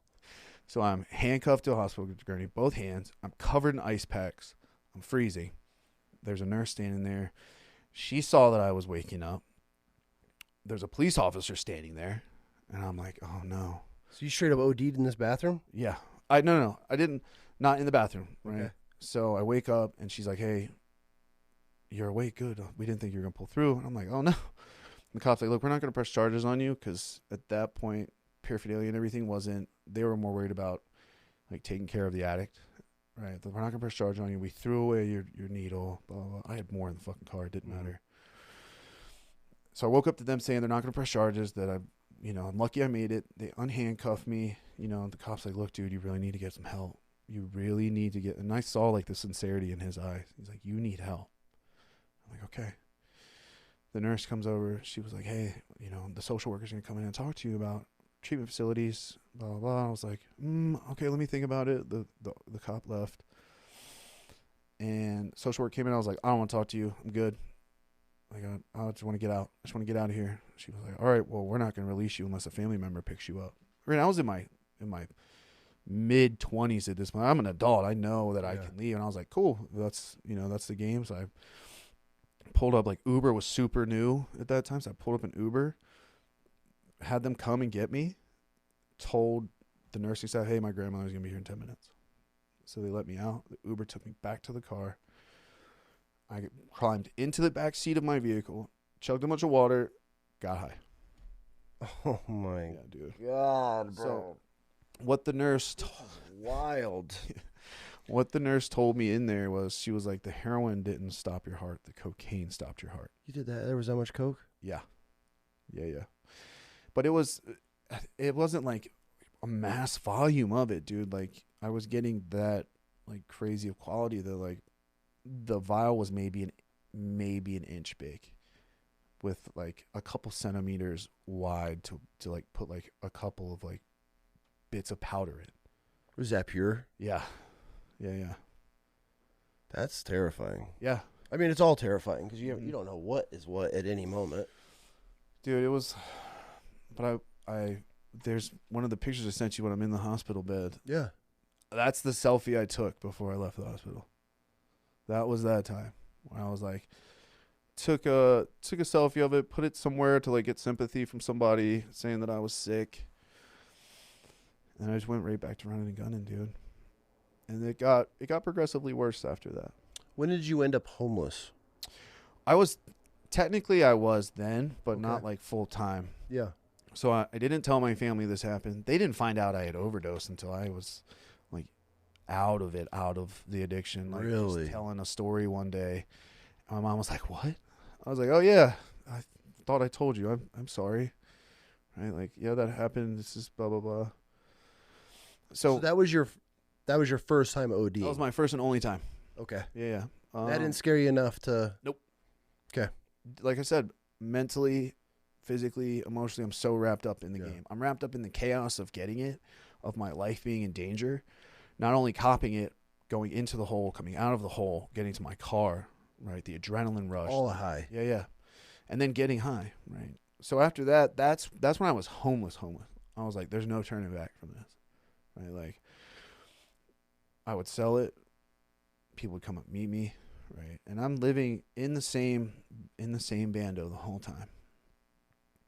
To the point where like I couldn't even afford to put gas in my car, so it would just sit there. Mm-hmm. And somebody was like, "Yo, I'll put gas in your car and give you X amount and rent it, so I can make some moves and I'll get you well and give you some extra." To where I was doing that, right? People would rent the car, they put gas in it, then they leave me gas, so now I could make a little bit more moves and then pick people up, get back with my connects, and just continue the same cycle, dude. It's the shuffle of What the next play constantly. Where I was at in Baltimore on the west side had like one of the highest numbers of gun violence. Okay. Like active shootings, right? Like it was a daily occurrence to hear a gun go off, right? To hear pop, Oh, pop, for pop. sure. And I remember one time there was a shopping center, right? Two housing rows away from my bando, and I went to go fill up my water in a sink, right? A 2-liter water that I would use to drink and for getting high. And coming out of the shopping center, and I remember there was a group of people, and these dudes are arguing, right? And like, I'm not paying any mind. This is the west side of Baltimore. This is happening all the time in my world, right? Like, I was just chaos and violence, and the group kind of disperses, and some guy just yells, and you hear dot dot dot dot, and some guy got shot maybe 50 yards away from me. People around dispersed, but everybody was just like, it's so surreal. Everybody kind of looked and was like, oh shit, and then like went on about their day, and I went on about mine. Just another day.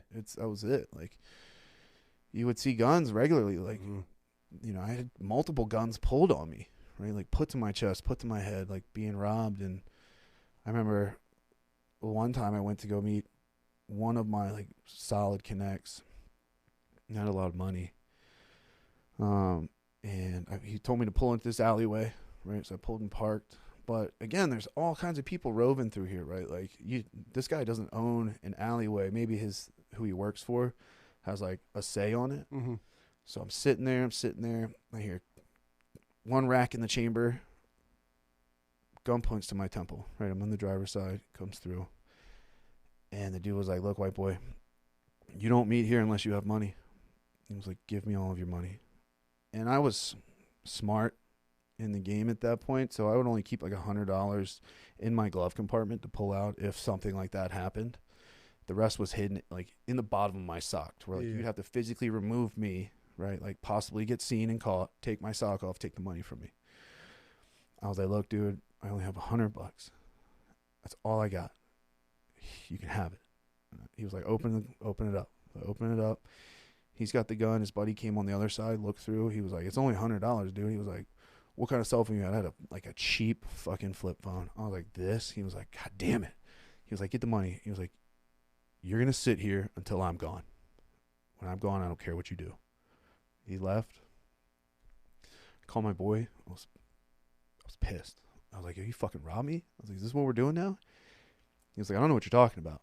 He was like, what do you mean? I'm about to turn in the alley now. And as soon as he said that, a car comes behind me, parks, gets out. And he gets out and comes to my window. He was like, oh, shit, are you good? I'm like, no, I just got robbed at gunpoint waiting for you. He was like, what do they look like? And I tried to give a description. I was like, they look like every other jack boy on the corner. So he gave me extra. He was like, look, you call this number if you need anything. And then he slid me a handgun and was like, if you need anything, you call me or you use this. So I took it, and that stayed in my car for a while. And then I ended up selling it for drugs. For sure. Yeah. Was that the worst robbery you had done to you? No. What was the worst case? What was the worst time you've been robbed?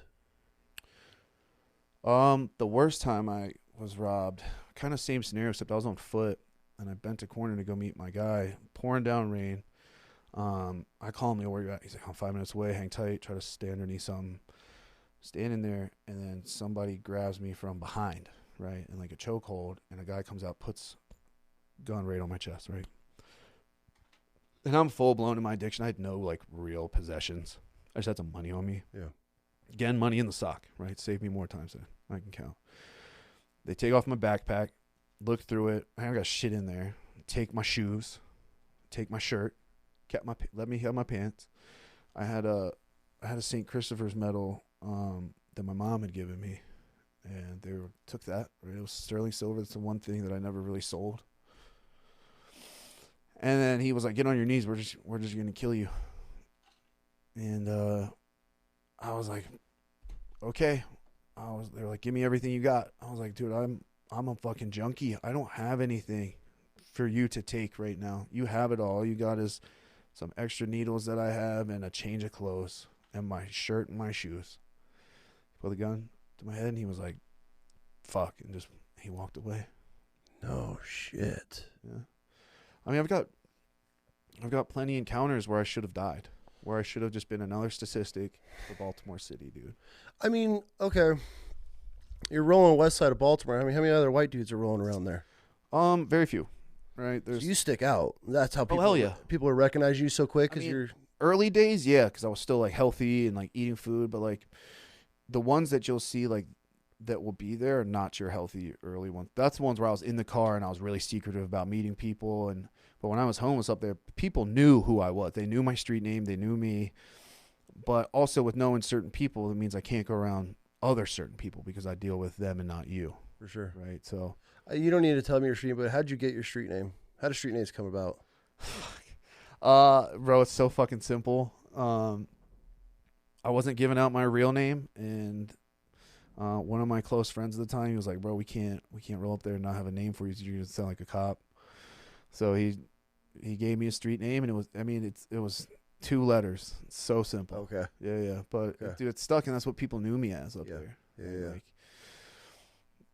But yeah, dude. After that, I mean, no shirt, pouring down rain. I met the dude. Still had my money. He was like, "Yo, let me get you some fucking shoes. Hold on." Like, went to his car, pulled out some shoes that were like 2 sizes too small, right? Gave me a shirt. He was like, "Damn, dog." He was like, "All right, like, you just come to my house from now on." And then I've just continued to be homeless, dude, through like all seasons, like summer, winter, spring, fall, like all of it.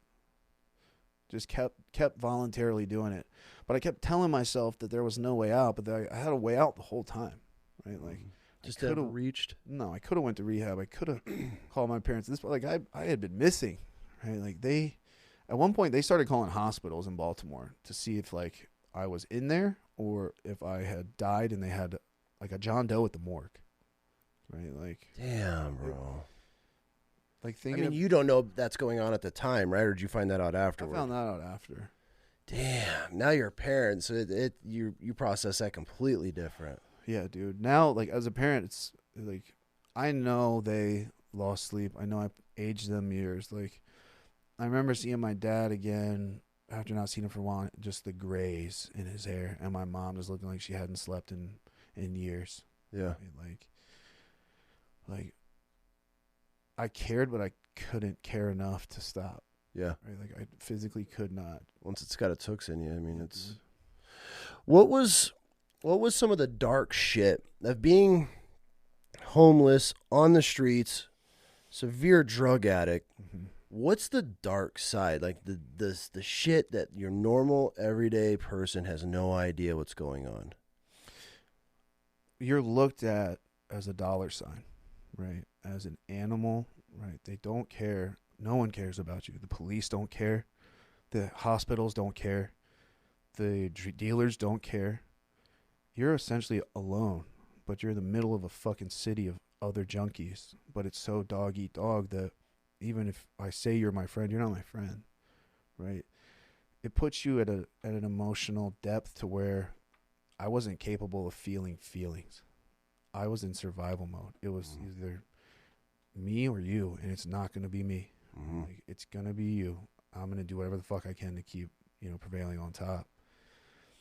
Dark-wise, dude, I mean, feeling so fucking helpless because you don't want to get high anymore, but you can't stop getting high.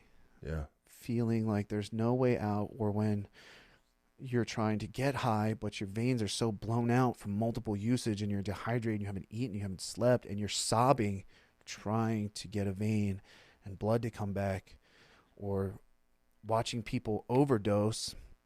And if you were one of the lucky ones that had Narcan on you, you'd hit them with the Narcan and then you'd walk the fuck away. Did you ever get hit with Narcan? I never got hit with Narcan, no. I've hit, in my addiction, 6 people with Narcan. You carried it on you, or just people have it around? Because they would do a needle exchange in Baltimore to kind of harm reduction, right? Like HIV, Hep C, all that. To where you would give them your old needles, they would give you new needles, like sterile water, bunch of Narcan. They would just fucking hand it out, and that was the nasal spray at the time. And I don't know what it was about me, but I was always like, people would throw it away, and I'd be like, let me get that. Like, let me have the Narcan. And I would just hit people, dude. Like, still that, like, small sense of me, like, who I actually was. Still in there. Was still in there where I couldn't, like, not help someone. Yeah. Right. But there came a time when I didn't have it and I couldn't help someone. I watched someone overdose and die. How was that? At the time, it was nothing. It was nothing to me. I was so numbed out to the world and emotions. Now looking back, that kid had a mom, he had a dad. Yeah. Right? Like, I didn't really know his story. I just knew him from the street and knew that I would get high with him sometime. And I remember we just there was like 5 or 6 of us happened to duck into this bando when it was raining so we could just get high, use the flame and get high. And we all got high, and then you just look over and he's foaming at the mouth and he just fell out. And I didn't have any Narcan. No one else had Narcan. I didn't know CPR training at the time. There's nothing you could do, right? Like, I knew to try and sternum rub to, like, keep him up. The fentanyl was so strong at the time. He just died, and we just left. Did you no calls, no nothing? Who am I going to call? Yeah. Police don't care, right? Like, I've physically brought people to the ER. I had a guy overdose in my front seat, my passenger seat one time, and I pulled into the emergency room hot, beating my horn. I run in, and this guy's overdosed in my car. They took their fucking time to come get him. They took their no, like, rush. Let me get out there. The ER was like, the ER was like, cool, okay, we're coming. And then, like, 3 minutes later, like, 3 nurses and a cop came out, put him on a stretcher. Which is eternity while you're overdosing. Yeah, dude. I mean, when you're not breathing in general, right? Like, yeah. I don't know what happened to him. I hope he survived, but I never saw him after that. But they wheeled him in. And they told me, like, hey, you should probably just get the fuck out of here. Right? Like, the times I was pulled over, right? Like, I was pulled over so many times, driving on suspended, no license, car full of drugs. I remember a cop one time, he was like, where are all your drugs? And I would separate them. And I would have the bag just in case this happened. A couple of them, I was like, this is all I got, officer. And he's like, where are you from? I'm not from here. He was like, you should probably get the fuck out of here. We'll take your drugs. He's like, go. I don't want you to see you around here anymore. Then I'd whip the block, go get more, and look him right in his eyes. And he wouldn't do shit. They didn't care about junkies or drug addicts or even the drugs in general. They just care about the guns. What was the hardest lesson that you learned on the streets?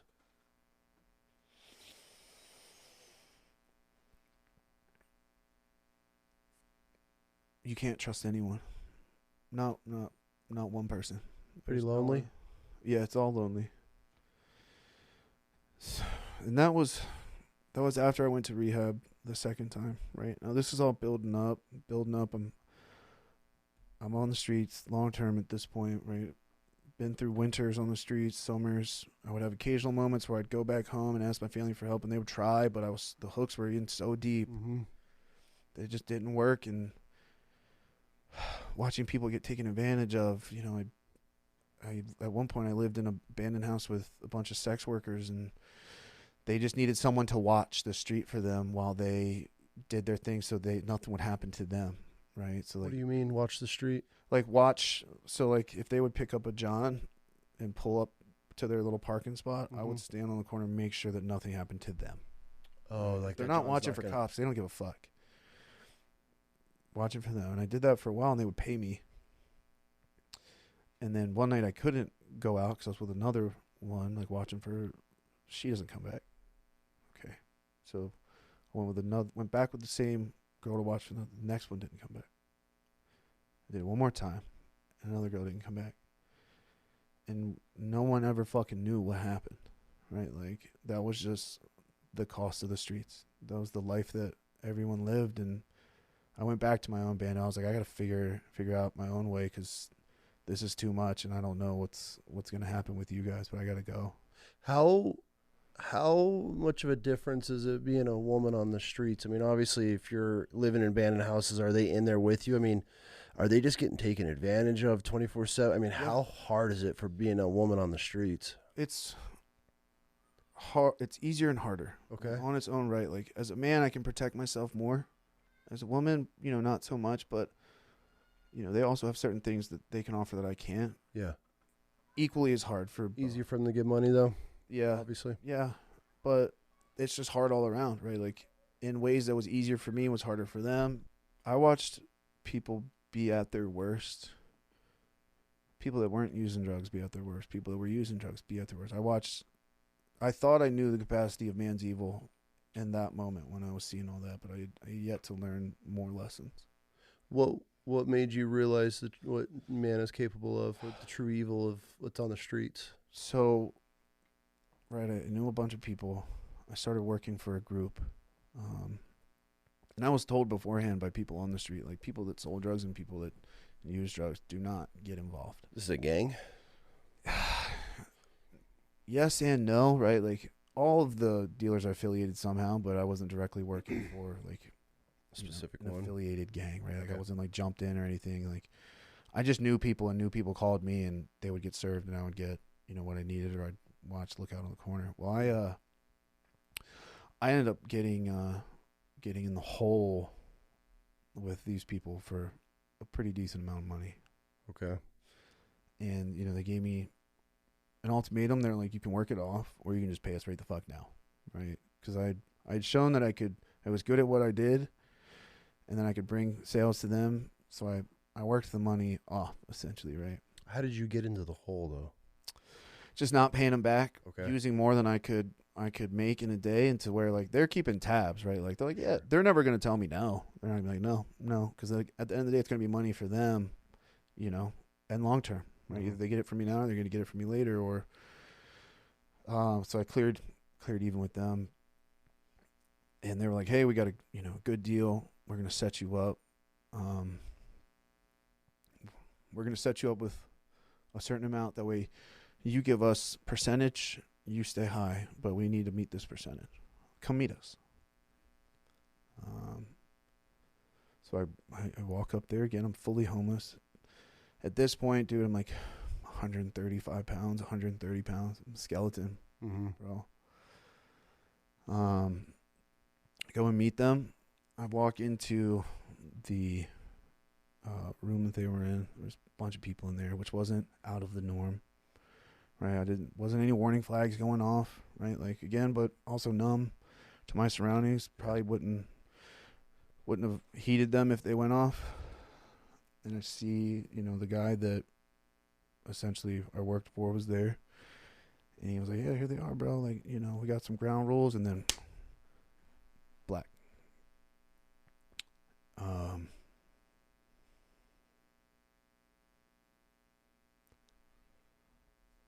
woke up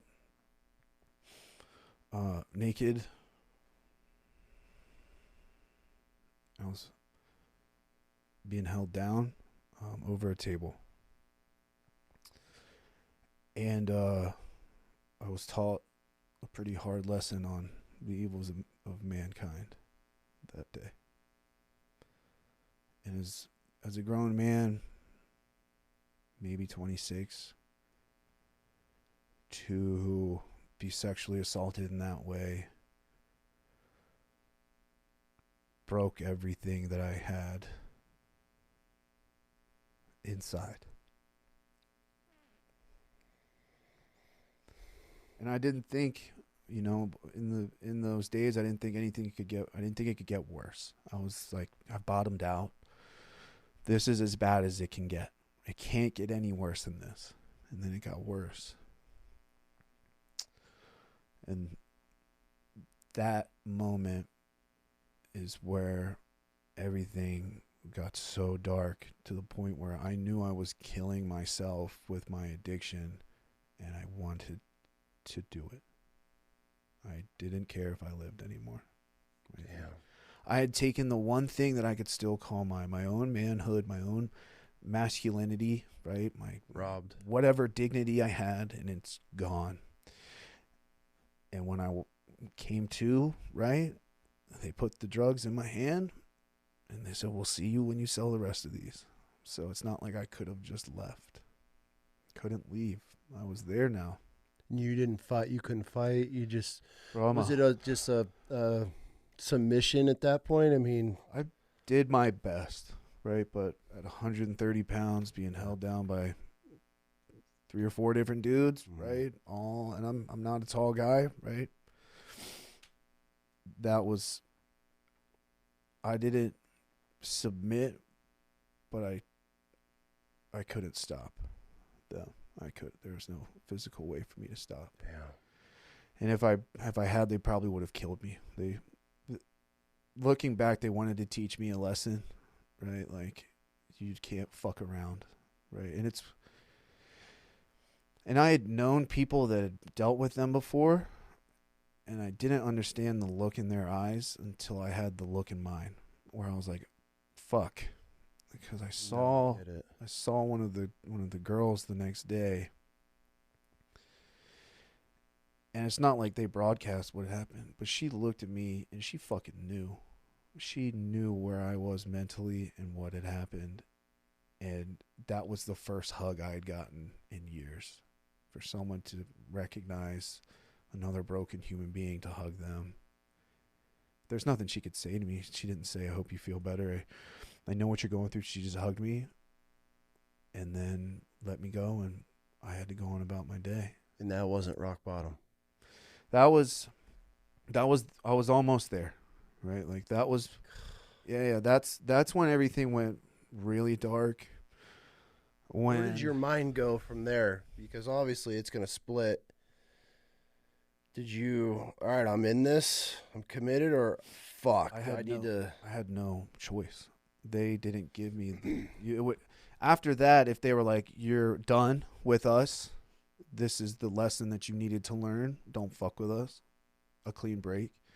But they knew what they were doing when they gave me the drugs and told me I still had to make a percentage, that I wasn't backing out. They owned you. Essentially. Mm-hmm. So I fucking sold the drugs, and my usage got worse and worse. Because of that, you think that incident? It's 100%. You're just burying it? I mean, I started smoking crack, right? Like, and I had held on to that for a minute. That's what broke that? I started, and then adding crack onto the scramble, onto the speedballs, just rapid, rapid decline, so bad, and I didn't care that I was killing myself. I wanted to die. It wasn't happening soon enough. I just didn't have the balls to just flat out do it. So do you think subconsciously you were trying to kill yourself? You were just running from everything? 100%. And people kept overdosing around me, right? They're going out, and some of them are making it, some of them aren't, and it's not happening to me, to where like I was so sick in the head that I was going and getting the dope that put them out, that maybe killed them. Maybe it's got to be that good. Maybe this is my chance, and it just never fucking happened. Never happened. You're just like, damn, when's my time? Are you just waiting? I'm waiting, dude. Is every time you're getting high, are you almost just kind of wishing that was your last? Yeah. And so at some point I reached out to my family. They brought me back, right? I was still getting high with my buddy, but he was going back home each time I wasn't. We reconnected. We go back up. I had new connections at this point, right? I'd parted ways, but I was still so fucking wrapped up in it that I couldn't stop. So anyway, there was a car that was rented for us by, a family member. We go up there, we get the drugs, the strongest stuff I'd ever had. I inject, blackout. I'm out. I wake up in BCCC, which is Baltimore City Correctional Center. I wake up in their drunk tank, or their holding tank, which is meant to hold like 5 dudes, but they're always packed like 30 deep. Oh, for sure. Going through withdrawal. Everyone in there is going through withdrawal essentially. It takes about 24 hours to see the commissioner, the first one. Oh my God. So you're in a room with a ton of dudes that are all withdrawing off of. You all go together, right? So you see the first commissioner. Commissioner's like, no bond, because I had criminal charges and shit. Cool, right? And then I go see the second one for a second chance. No, you're going to sit up there. So I sit up there, and I'm up there for 3 days. I finally like almost go through detox. Like 3 a.m, they call my name. They could get me. Somehow my mom had found me. Somehow my mom had found where I was. She got me out, right? Bailed me out.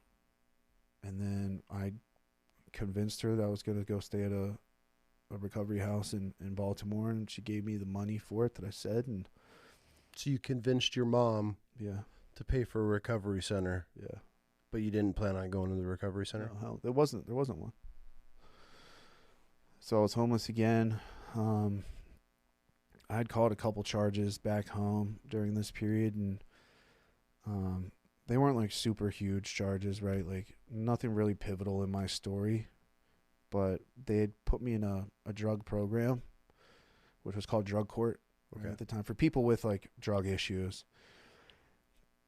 They were still in their very early phases when I was in there, so like there were really no repercussions. I was going in and like peeing dirty, and they were like, hey, you should get on methadone. So I did that, but I was still getting high, and then on the methadone, peeing dirty for them, on the methadone, they're like, we're going to reset back your timeline because blah, blah, blah, and this and that. And then I just said, fuck it, and ran.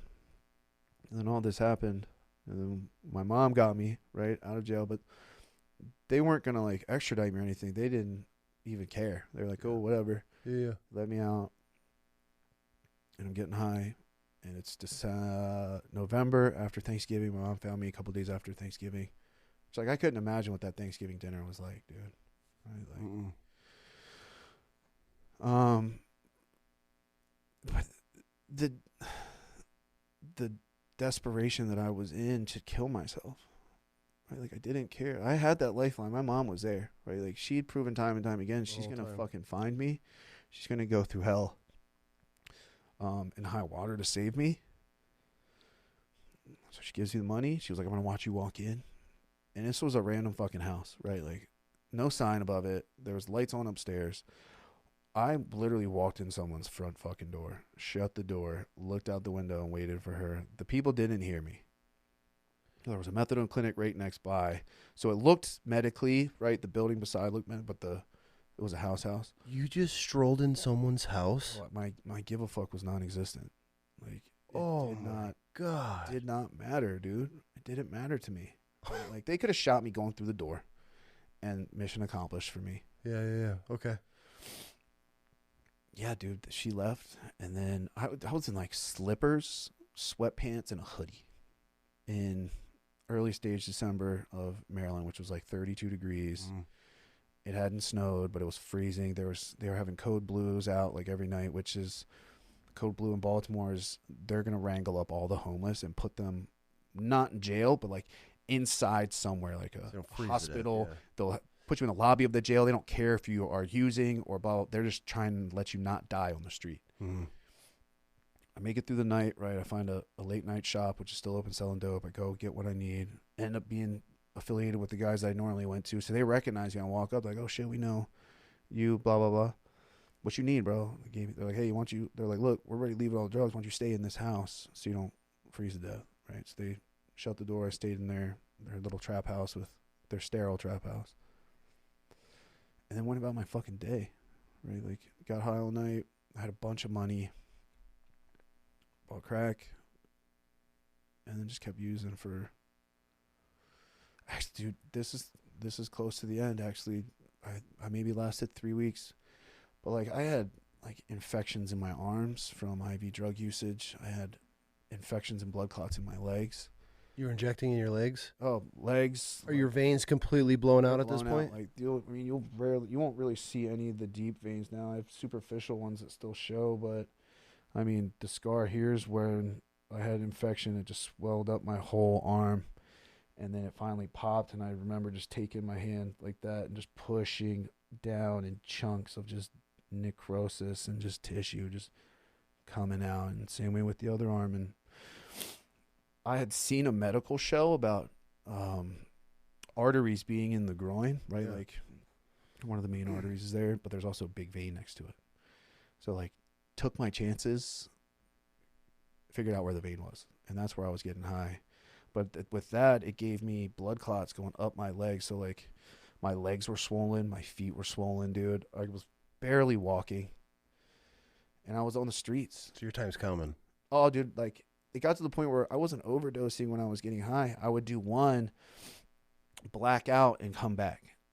Like, I know my heart wasn't stopping or anything because, like, I could hear stuff still going around me, but I'm out. Right? Yeah. Like, almost every time. And I would shoot up, smoke crack real quick so I wouldn't black out. Right? Or smoke crack. Oh, so it's counterbalancing itself? God bless, bro. You still breathing. I don't know. So a couple weeks goes by. I have no money. Down on my luck. I ended up somehow making like $500. I think I was watching like Lookout for a group, and I like averted them getting busted, so they hooked me up. And there was me, a group of random strangers in a bandominium. Like, people were shitting in the corner.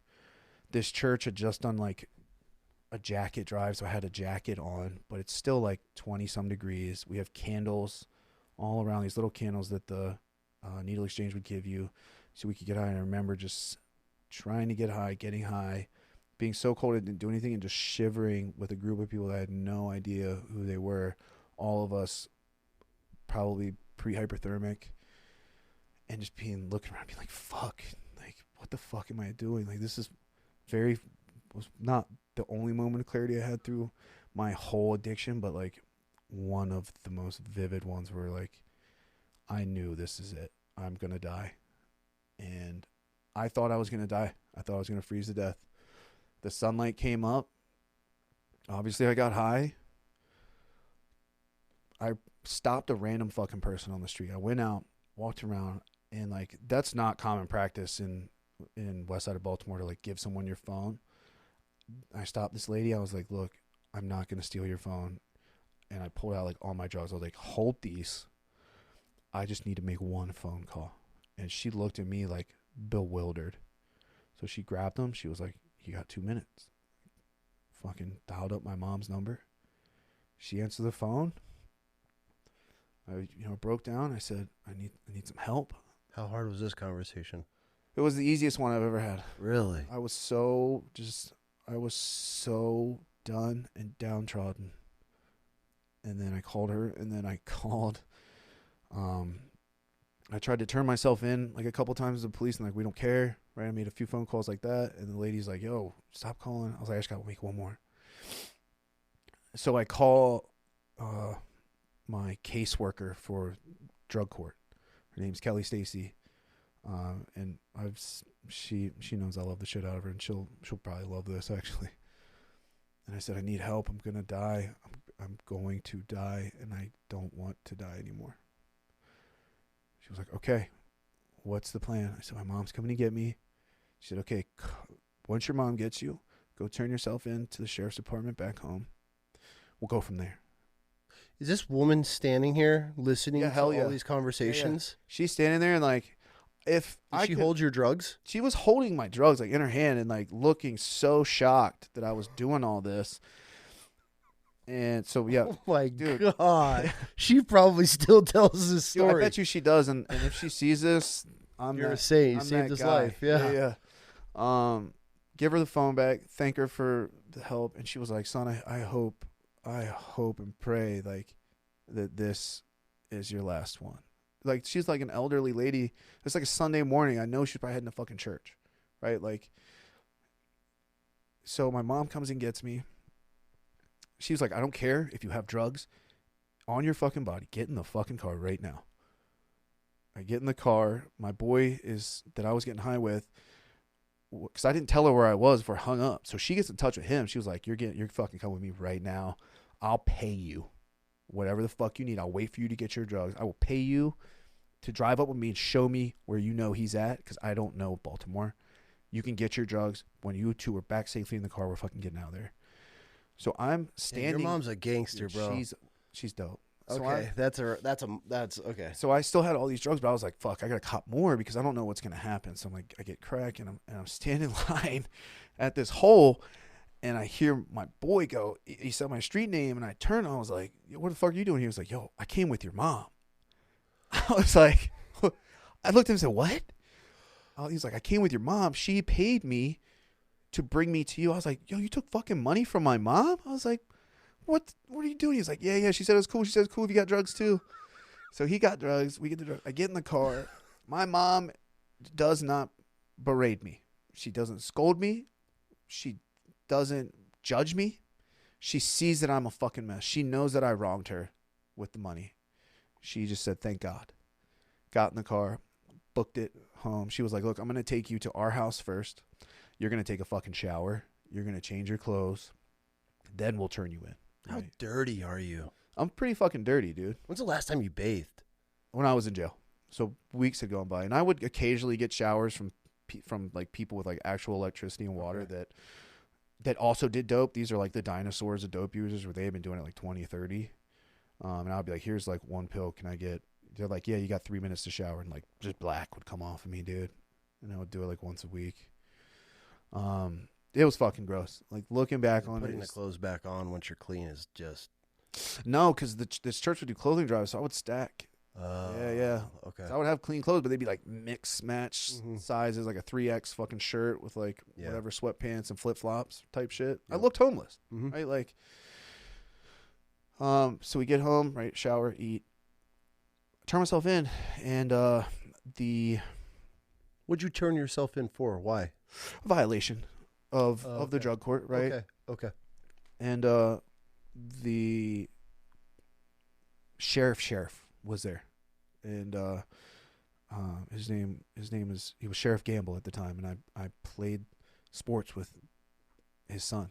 Small town. And he saw me, and you could see kind of relief on his face, like where like I walked in, I turned myself in. They were like, hey, apparently the commissioner's been spoken to, right, by the drug court. They're going to release you, but you're going to release to your parents, and you cannot fucking go anywhere. If you leave, you're going to have an active warrant. Cool. I'm done at this point. Like, I'm done. So it's checked. Like it's set into you. You're this is it. Yeah, I was done, and I called drug court, and I called my probation officer, and none of them were like, nobody berated me. Nobody was like, you piece of shit, or we finally caught you. They're like, okay, cool. Like, here's the next move. They're like, look, we don't know if we can get you into rehab right now. And I remember begging on the phone. You knew you weren't going to make it. Please, God, get me into rehab. I'm going to get high when I get off the phone. I'm going to get high the next day, the day after that, until I die. They're like, and my like caseworker, she was like, I'm going to call you right back. Hung up the phone. I went home, got high, and I'm sitting in my house. My phone rings. Answer it. She was like, in 48 hours, you are going to show up to the AF Whitsitt Center, which was the rehab I went to, by 8 a.m., or the police are going to pick you up at 8:01. And either way, for me, that was fine. Cool. Mm-hmm. I said, okay, I'll be there. So, you know, my buddy, apparently I've been staying with my family at the time because he needed a place. So like he was already there too, right? The one that helped my mom find me. He calls, gets in the next day, the day after me. So like I have to go in 2 days. He has to go in 3. So obviously we're getting high, big high, doing dumb shit. Parents are feeding me. I can see the weight kind of off of them, but also the tension's still there. And I went to, the morning of rehab, I started having like second guessing it. Oh, for sure. Because I was going to have to leave a life that I knew so well. And it's consumed you for the last 5-6 years or longer. Yeah. And, I got high. I had my dad stop at Walmart. Went to their bathroom. I had like 3 pills left, loaded all 3. Got high. He dropped me off at rehab, and that's where that life died. Oh shit. Yeah. What's rehab like? So now that you've gone so far, so long, I should say, you've gone so long and so hard with these pills. What's the detox? I want people to understand, because I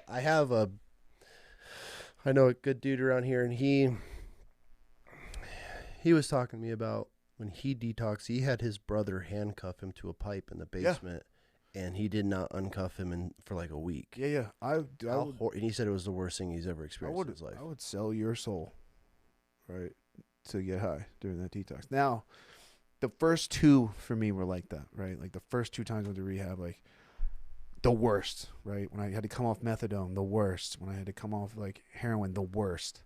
Fentanyl, the worst. Do you describe it as like the worst flu you've ever had in your life times 10? Hurt down to your bones. Your molecules hurt. My teeth hurt. My joints, everything hurts. But at the same time, you can't sit still because you have restless leg or whatever, and your anxiety's so fucking high because you're not like numbing yourself and pushing all that down. Mm-hmm.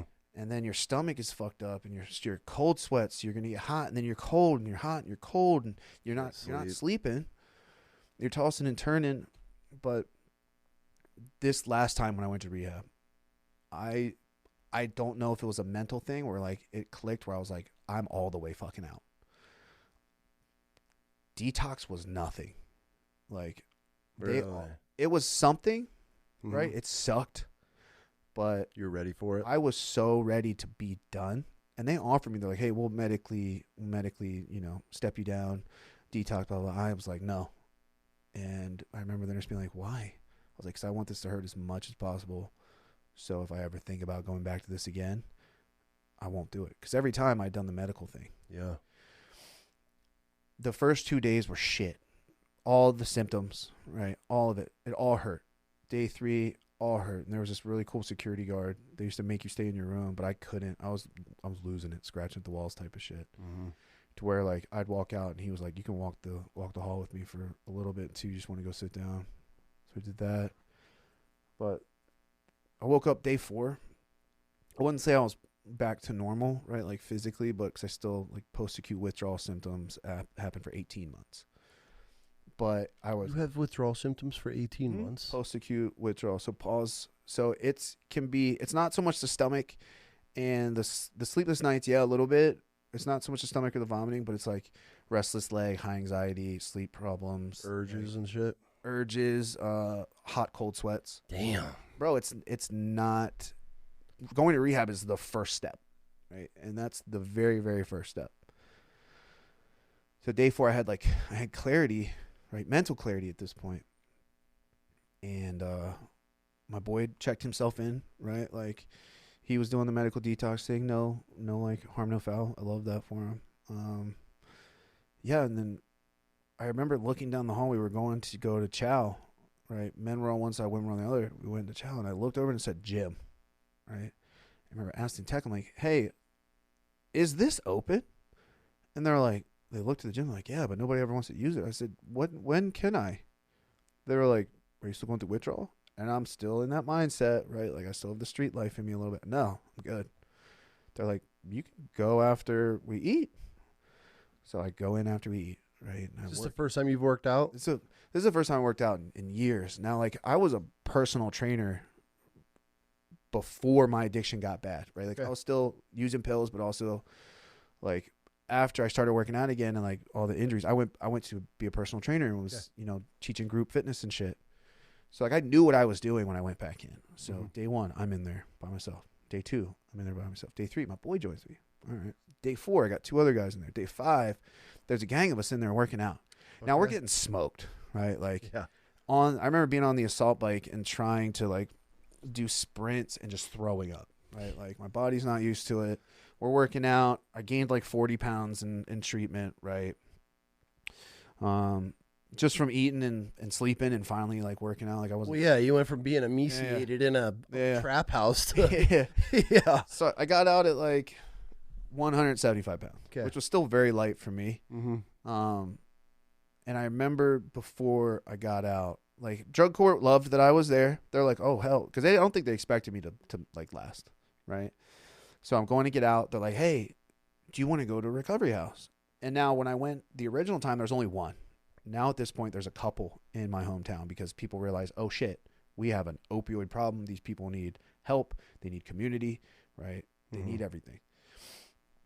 And I lived there, right? Like I lived 15 minutes away from like the town everything's in. I was like, yeah, I'll go. They're like, oh, I remember my parents being like, you don't want to come home? I'm like, nope, I don't. And it's not because of them. I just knew that I couldn't keep my shit together. Yeah.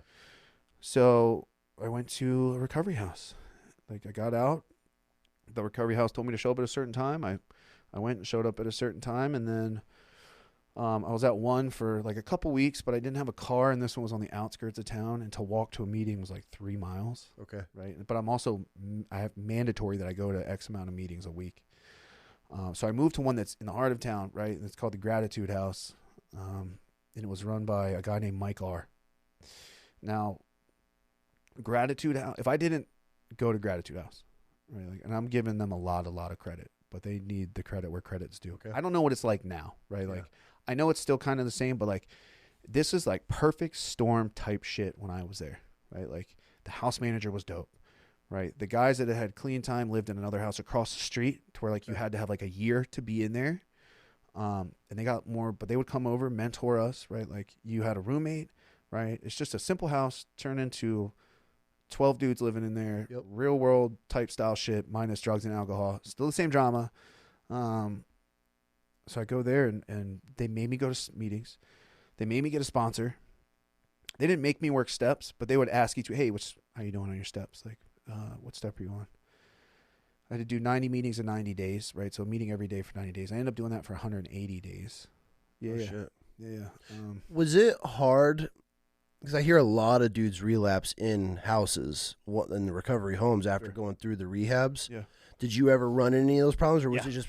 Yeah. Not me personally, but it happens, right? Like, because there's a lot of use in rehabs. There's a lot of people that are sneaking all kinds of shit in. I mean, so you're not clear just because you're in a rehab or in a house now. I mean, no, hell no. The drugs are still there. Yeah. Oh yeah. So like by the time I got there, I had like 60 days clean time, right? So you're feeling good, and I also had to like detox myself off of sleep meds that were prescribed to me. Okay. And then when I went to see, like, drug court gave me so many avenues. They put me in therapy and all this extra stuff. And when I went to see like an actual therapist, like I took blood clot medicine that cleared swellings down, right? Like physically I'm healthy. All my blood work came back like negative for everything, right? Like I dodged so many fucking bullets in this active addiction. Blood work's clear. Blood clots are gone. My heart looks fine. Lungs sound like shit because I'm a smoker. Yeah. At the time. And I have a laundry list of meds that my psych doctor there gave me, like for like fucking multiple personality disorder, bipolar disorder, all this extra stuff. And then when she ran a psych test on me, she was like, we're getting rid of all of this. Yeah. She was like, you have anxiety? Yeah. I was like, yeah. She was like, cool, I'm gonna introduce you to meditation. Right. Like, which she also helped me process a lot of shit too. Like she kept me, I wouldn't say from killing myself, but she kept me through the dark times. Right. So I'm at Gratitude House and I'm super involved in 12-step recovery. Right. So like, you know, where I was from, AA, you only went for the alcoholics. NA, went for the drug addicts. Now where I'm at, it's a lot looser, right? People can come and go into whichever one that you want. Yeah. I start working on the step work. I get my first sponsor. He doesn't really work out. Not really vibing with him. I get my second one, and this dude is lit. Like he was like my dad, right? Because I was still holding so many grudges against my dad, right? Like still holding a lot of shit. Real quick, during this whole period of you being in Baltimore, your mom searching for you, finding you, you're in and out of hospitals, was your dad involved in any of this, or he writes you off, or was he there with your mom? Dude. He wasn't there when they picked me up because he's afraid of bridges. He can't drive over a bridge. Like he has like full-blown panic attacks, and to get to Baltimore from where I was at in Maryland, you have to drive over the Chesapeake Bay Bridge, which is sketchy as fuck. But like the last time when they found me and picked me up, he met us at a park and ride and like essentially escorted us back down. Okay. So he didn't write me off. He just didn't know. He didn't know what to do. Right. Like, you know, which is understandable. Yeah. Right. Like coming from that, I know like if I didn't have the knowledge I know now, I wouldn't know what to do either. So I meet my sponsor, going to meetings. I start volunteering my time at the rehab that I went to. I start taking meetings in to their like NA meetings and like telling people like, hey, like, but like my scars were still fresh. They're nice and faded now. Like you could see that I lived a hard life at that moment. I'm telling you, hey, like this has helped me, right? Doing all the right things. I meet one of my best friends now, and his name's Brent. I asked him if I could say his name on here, and he was like, "Fuck yeah, I need you to tell a story." So I go to another rehab to go speak as like a speaker. Okay. And he comes up to me at the end. He was like, "I don't know what the fuck you're doing, but I want it, and I want to do it." And I was like, "Look, I wrote down the address, and I wrote down my phone number. When you get out of rehab, I'll meet you here." And it was at the recovery house I was at. So he ends up going there, right? Like, dude, the house was. When I say like a perfect storm, like everybody was hard charging on like staying clean and so like everyone. Oh, like, even the people that are there. Hell yeah. Even everyone in the house. Mine's like one guy was struggling. Yeah. But like we all rallied for him, dude. Like we looked at it as family. Like these are all my brothers, right? Like I'm gonna rally the fuck for you, and I'm gonna also call you the fuck out when you're acting out. But I feel that's probably the only way at this point. Yeah, dude. I mean, when I say like radical accountability through there, like. You know, someone would be like, "Oh, I went to this meeting," and we all would go together as a house. When we'd be like, "No, you didn't fucking go to that meeting. Like, where were you at, bro?" Yeah. Like, so now you got this dude, and you got your boy there already. Okay, so when we get out of treatment, my boy goes. So we had an argument about this.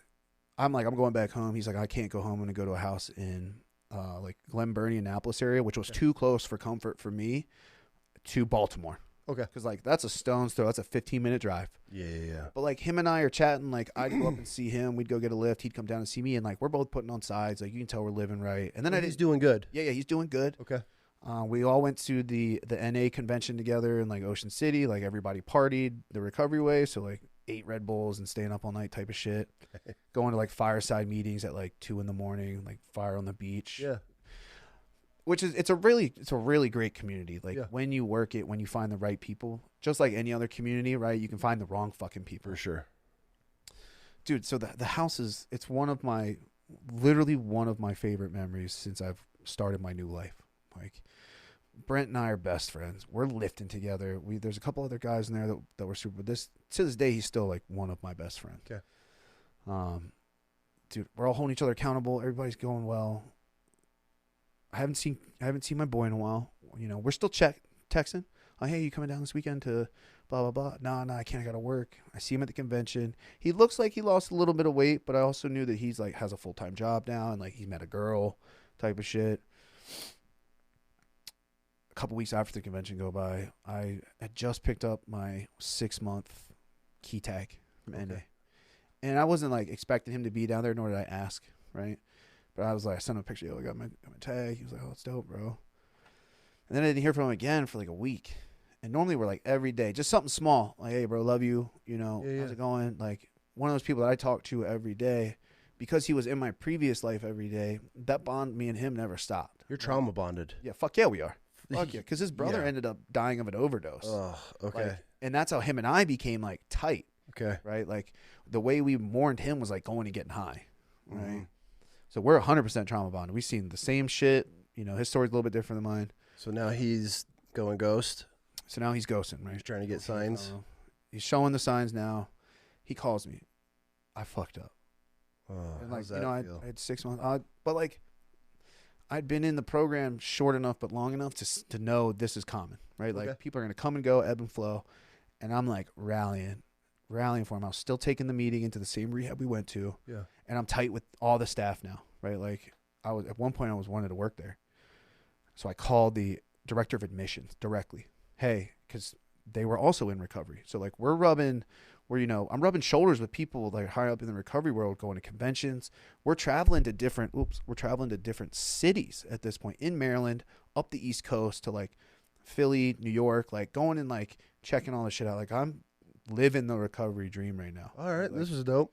Working a full-time job, lifting, working the recovery house, you know, doing all the NA stuff. I called them directly. Hey, Kenny has relapsed. I don't know how long. I know what on, right? Like I know he's doing heroin again, fentanyl. Can you get him in? And they were like, yeah, give me 24 hours. Have him show up by, this was like a Friday night before I was going to go take a meeting in there. She was like, have him show up Sunday morning, 8 a.m. per the usual. Okay. Hang up, call him back. He's like, okay, bro, I'll be there. A week goes by. I call her Monday morning. Hey, I know you can't say anything because of HIPAA. She was like, it doesn't matter about HIPAA. He didn't show up. I was like, fuck.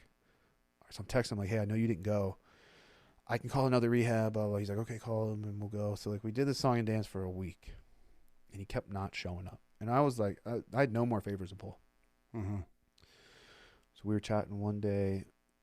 We're on the phone and he's like, I really need that. I really da-da-da-da-da. But he was like, but I don't want to stop. And I have very, very, very few regrets from my life. All of it I've come to terms with. I accepted my actions. I accepted the impact I put on people, on myself, on my others, my family, strangers I didn't know. I only have two regrets from all of this life, crime, fucking my own life up, everybody else's. This is one of them, right? So I'm on the phone with him. I was like, I won't help you and I can't help you until you're ready to get the help. Don't call me back. Hung up. And a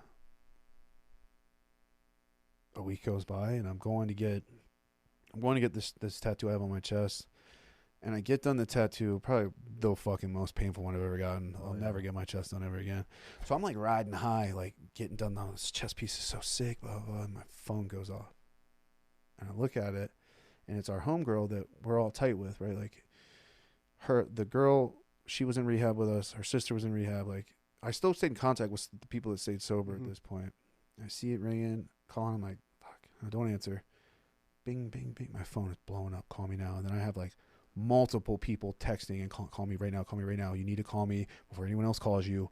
Call me right now. So I call her. I'm like, what is up? And she was like, he overdosed and died. He's dead. Ugh.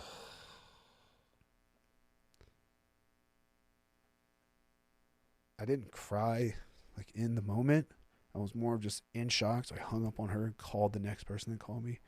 Same, called them. I mean, like 5 phone calls before I was like, oh my God, I just lost my best friend, right? Like, damn. And I wasn't nice to him. Yeah. For the last part. Like I wasn't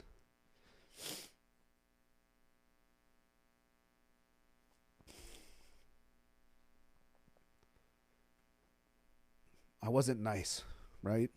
And there's a saying that my sponsor used to say,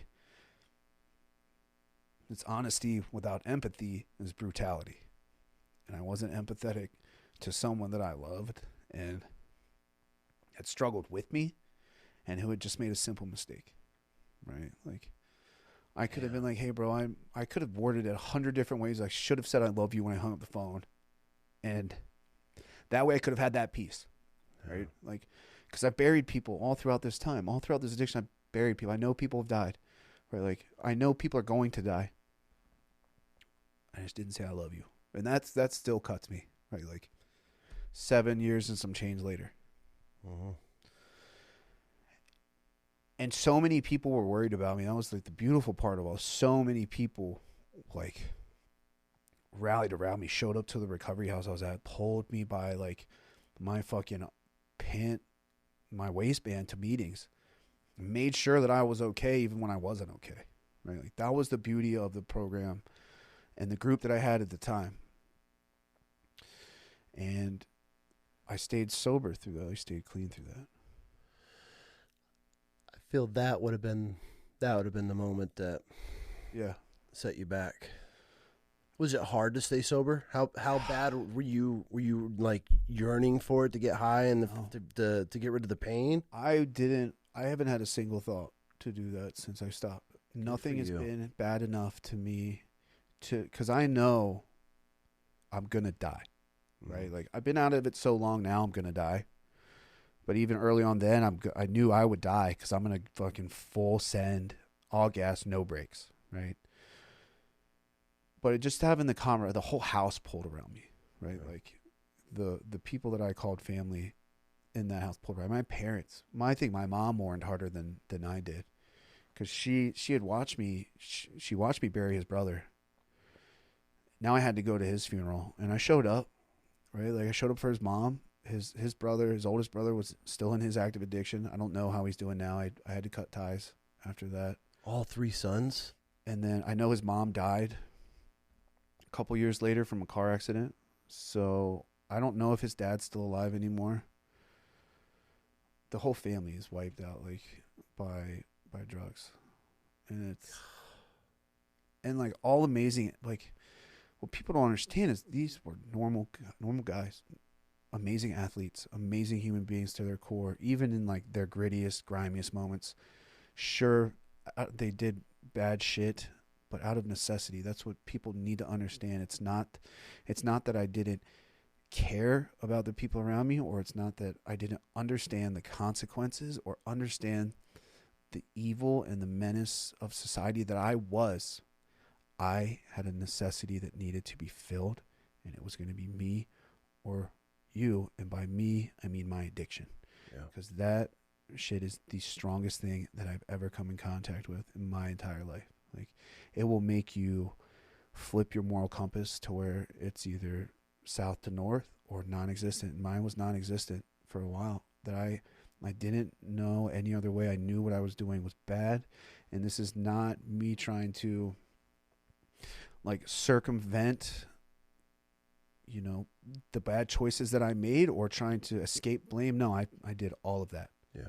But it was a necessity because my chemical makeup was so altered from these drugs that I had to do it. I had to, like, if your kids or your family or whoever, if they're in their active addiction, you're listening to this and you're like, fuck, they just stole all the money in my purse. It's not because they hate you. It's not because you did something wrong. It's not because they don't love you. It's not any reason to blame yourself or anything else. It is because their chemical makeup is so altered that they need to stoop to this to just feel at their lowest. They're not getting their highest anymore. I just need it to make it through the next minute. Right? Like, yeah, that is so sad. As a guy that's been in the trenches as an addict for years, and you've watched your mom never give up on you, your dad's been there. Yeah.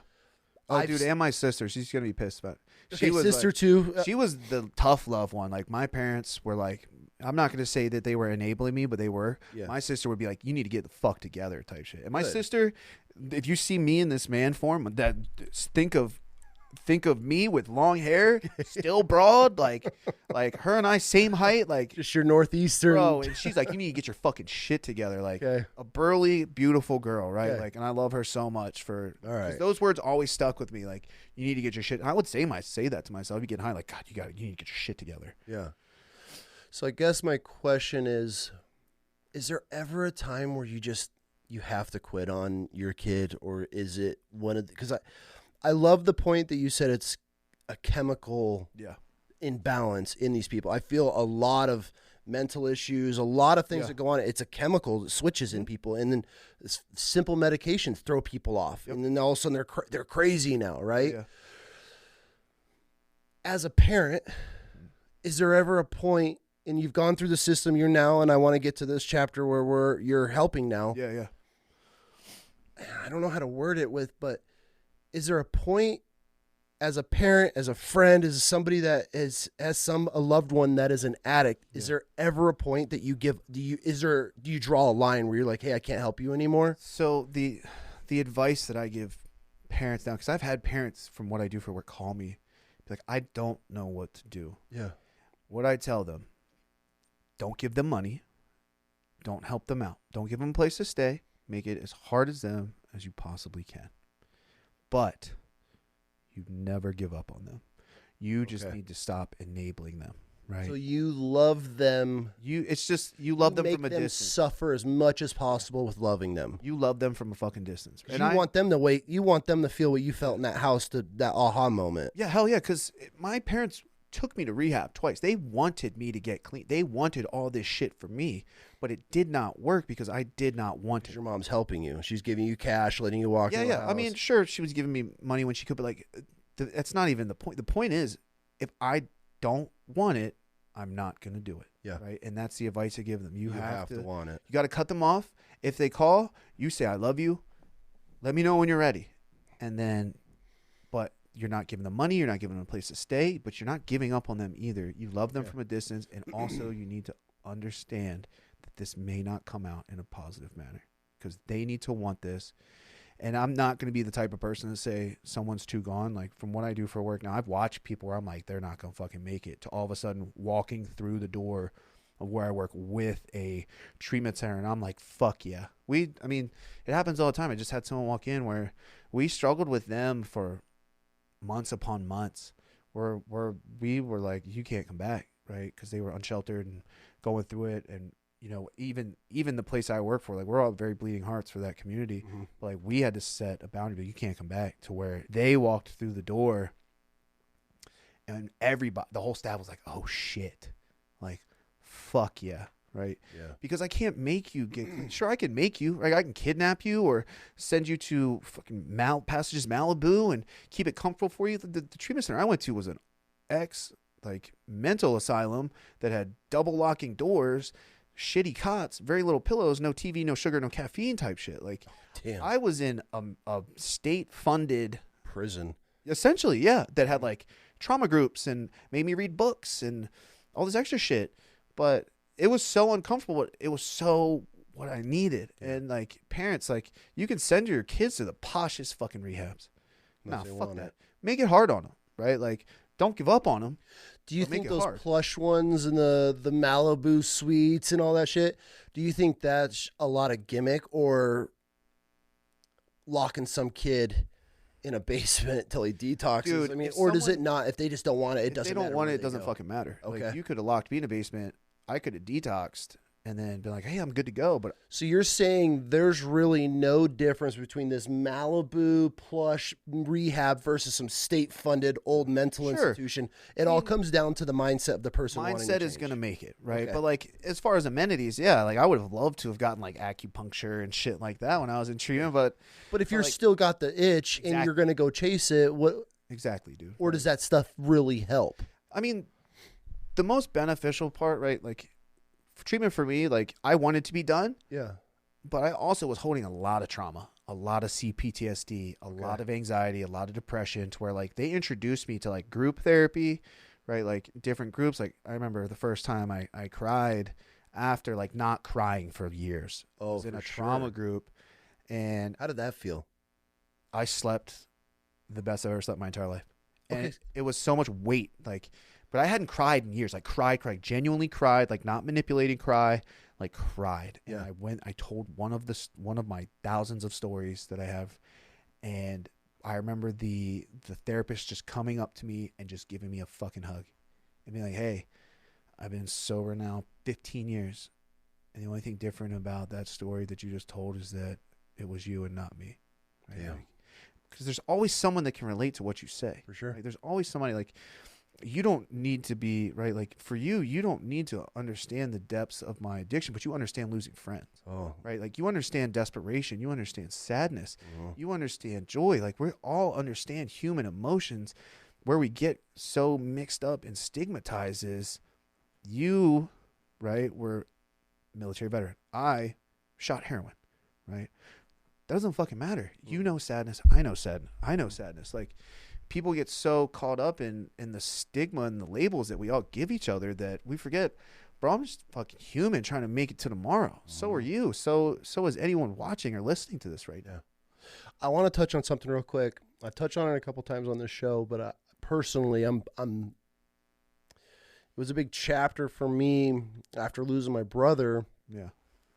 Bottled. Yeah.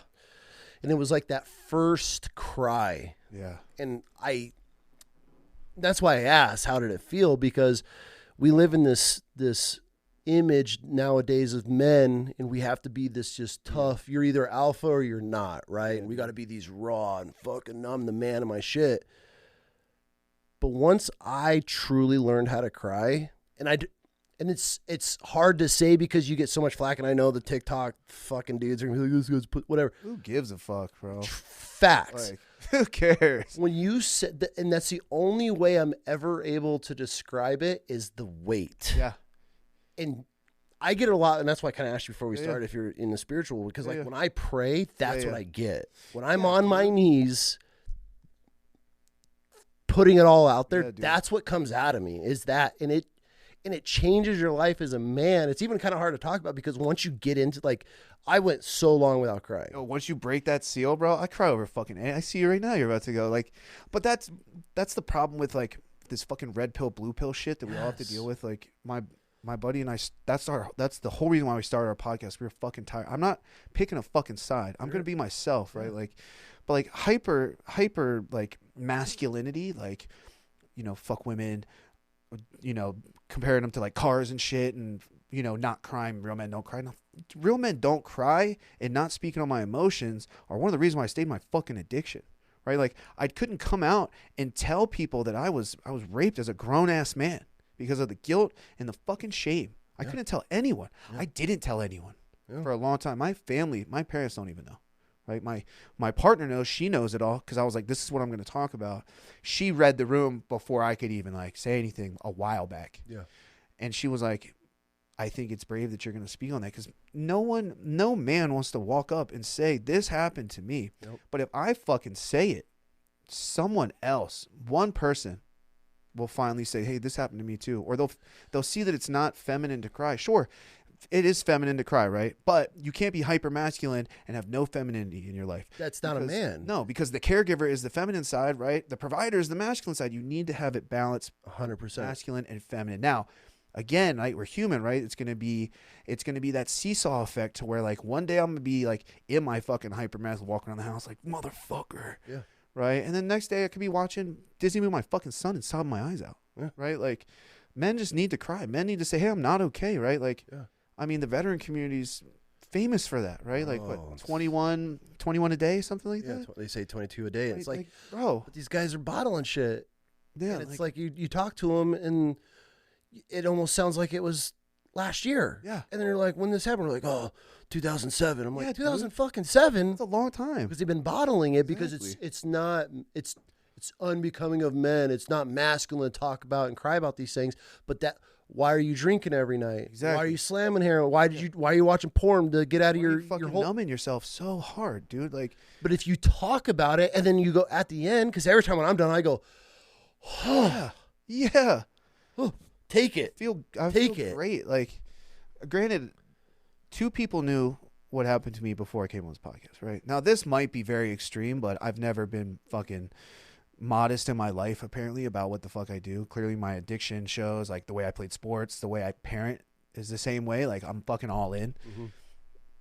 Telling, I don't know how many people are gonna listen to this. That like, cool. That like as a grown man, I was raped. After I said that, like after I got that all. Is this your first time telling this? Yeah. Damn, dude.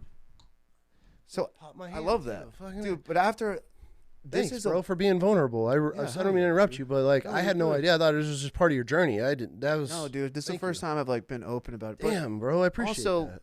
let me flip that coin too, right? Like I want you to be vulnerable. I want you to say your emotions, but it also took me years of therapy For sure. before I could tell anyone. My therapist was the first one to know, right? Like after my therapist was my sponsor, right? Because at step 4, you do, you know, an honest moral inventory of yourself, of like what the fuck you did, everything that happened, blah, blah, blah. Step 5 is telling God and telling, you know, someone that you trust, aka your sponsor, right? So I remember telling him and sobbing, and the grown man that he is, and the nurturer that he was at the same time. This guy is a big dude covered in tattoo. I'm not gonna tell too much about his description. Big dude covered in tattoos, right? Like biker, held me while I sobbed. Men need that. 100%. I need someone to tell me, hey, it's not gonna be okay, but I'm here with you right now while it's not, right? Like I don't need someone to be like, hey buddy, it's fine. Just fucking hear me and let me cry or let me feel my emotions, and then be willing to stick with me while I figure it out. One of the worst things that I see parents do, especially men, for their sons. Yeah. And I was guilty for this for a very short time. My wife snatched it out of me, and then I processed it. Where I see a huge problem where men, fathers, are making huge mistakes, and I've even seen it with guys and their daughters. Yeah.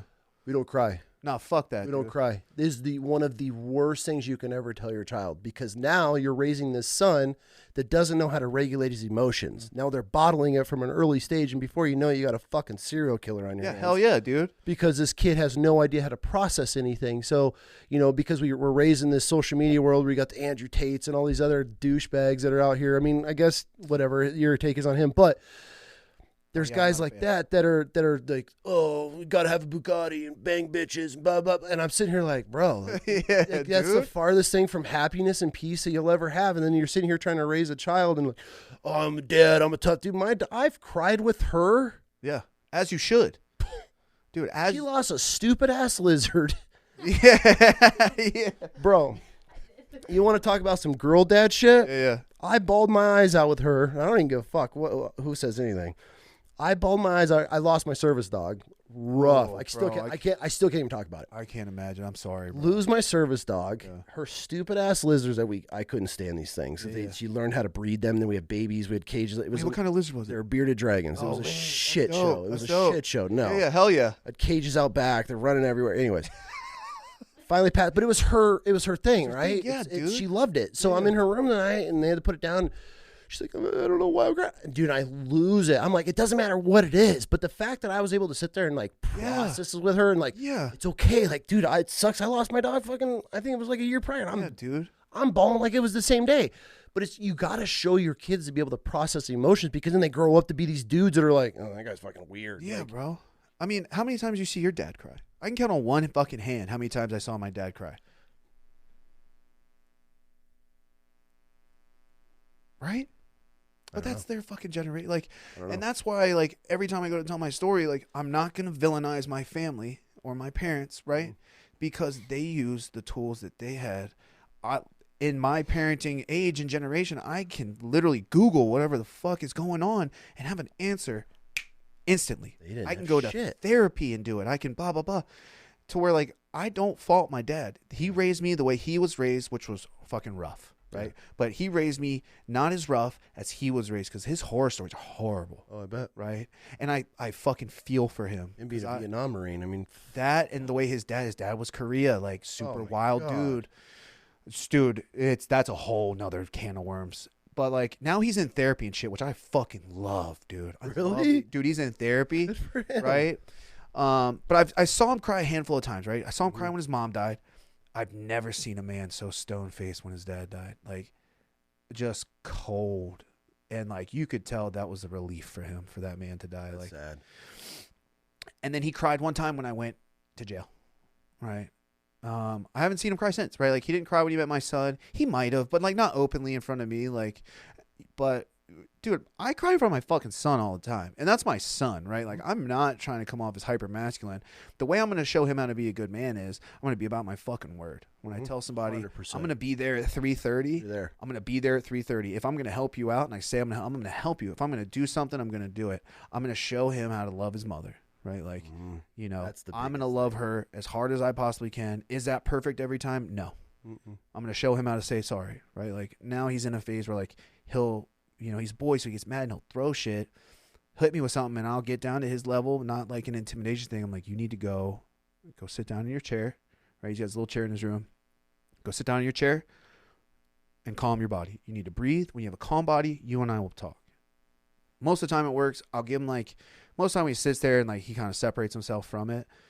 He'll chill out and I'll come down. I'm like, how are you feeling? He'll go like, I'm so sad. And I'm like, yeah, come here, give me a hug. Right, like, because I know all anger is just a secondary emotion to another emotion, right? Like, but like loving his mother, teaching him to say sorry, showing my emotions, and at some point I'm gonna have to be honest with him about my past, right? Like, I'm not gonna do that until he's like 18 or whatever, but you'll know when the time's right. At some point I'm gonna have to, hey, dude, like, you may think your dad's a square, like, you know, but crying to Disney movies, but like, there was one point when I carried a handgun and sold drugs, right? Like. But dude, that's how we change this whole generation. It is. Like, they're being real. Yeah, hell yeah. Everybody has to put on a facade and be something that they're not. It's like, bro, if you just focus on being the best version of yourself, dude, best version in the moment, right? Because moments fleet, right? Like 100%. I could be a phenomenal dad, and then 5 minutes from now I could be fucking overstimulated and raise my voice, and then I'm gonna fucking feel really bad about it. And then when I'm calm, I'm gonna go back, hey bud, you know, daddy has big emotions too, and he's still working on how to like regulate them. You know, I apologize. Right? But that's where it comes to checking yourself and being able to, and it can't be a regular thing, and you can't just my bed every time. But it's you got to be able to check yourself though, and humble yourself. Yeah. And then once you start doing it, it's like, fuck, this can't be a regular thing. No, like then you really have to start being aware of like, hey, do I need to be tripping on this right now? Like, I think like the more time I have as a father, the better I become at being one. Oh, right. Sure. Like, I remember when he was born and just being so overstimulated all the time and like not knowing what to do. Like prime, you know, from my like primal side, I knew what to do. I knew how to save him and take care of him. But like when like he started showing big emotions, and then words started coming in and being like, what the fuck do I do? Yeah. And then like trying to read books and reading blogs and watching videos and like kind of figuring out, be like, oh, like if he's so emotionally dysregulated right now, let me look at my part. Because I'm coming in with a lot of anxiety, a lot of fear.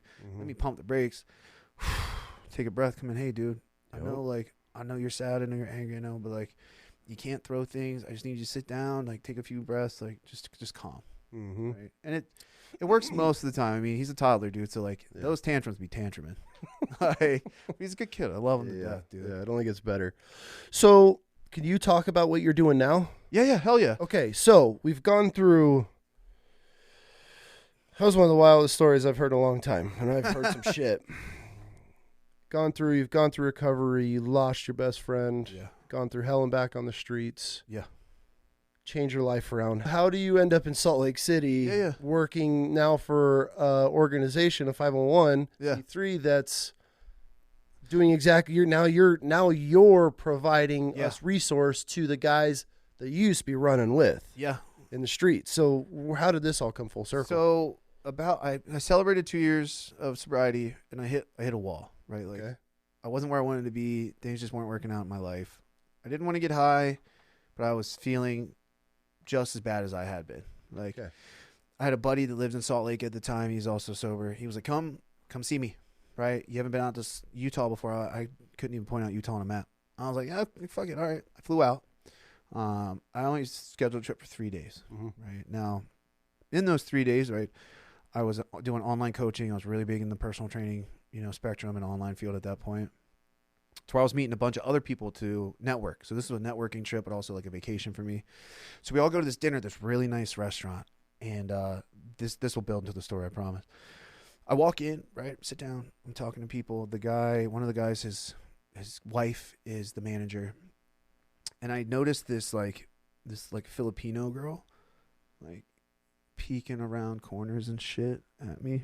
And I'd look, right, because I'm clocking it, because my situational awareness from living on the street is wild. Oh. Right, like, it was bad to the point where I first got, like sober. I would sit with my back to walls, and I need egress. Streets, military, prison life will change you. Like, I need to know how many, like, points of egress I have and who I'm sitting up. And I still size up people in the room. 100%. Right? Like, and I set clock her, and I'm like, all right, this is kind of weird. She's freaking me out at this point. And then a number gets slid to me by my buddy's wife. He's like, hey, it's her number. So shoot a text. Boop, boop, boop.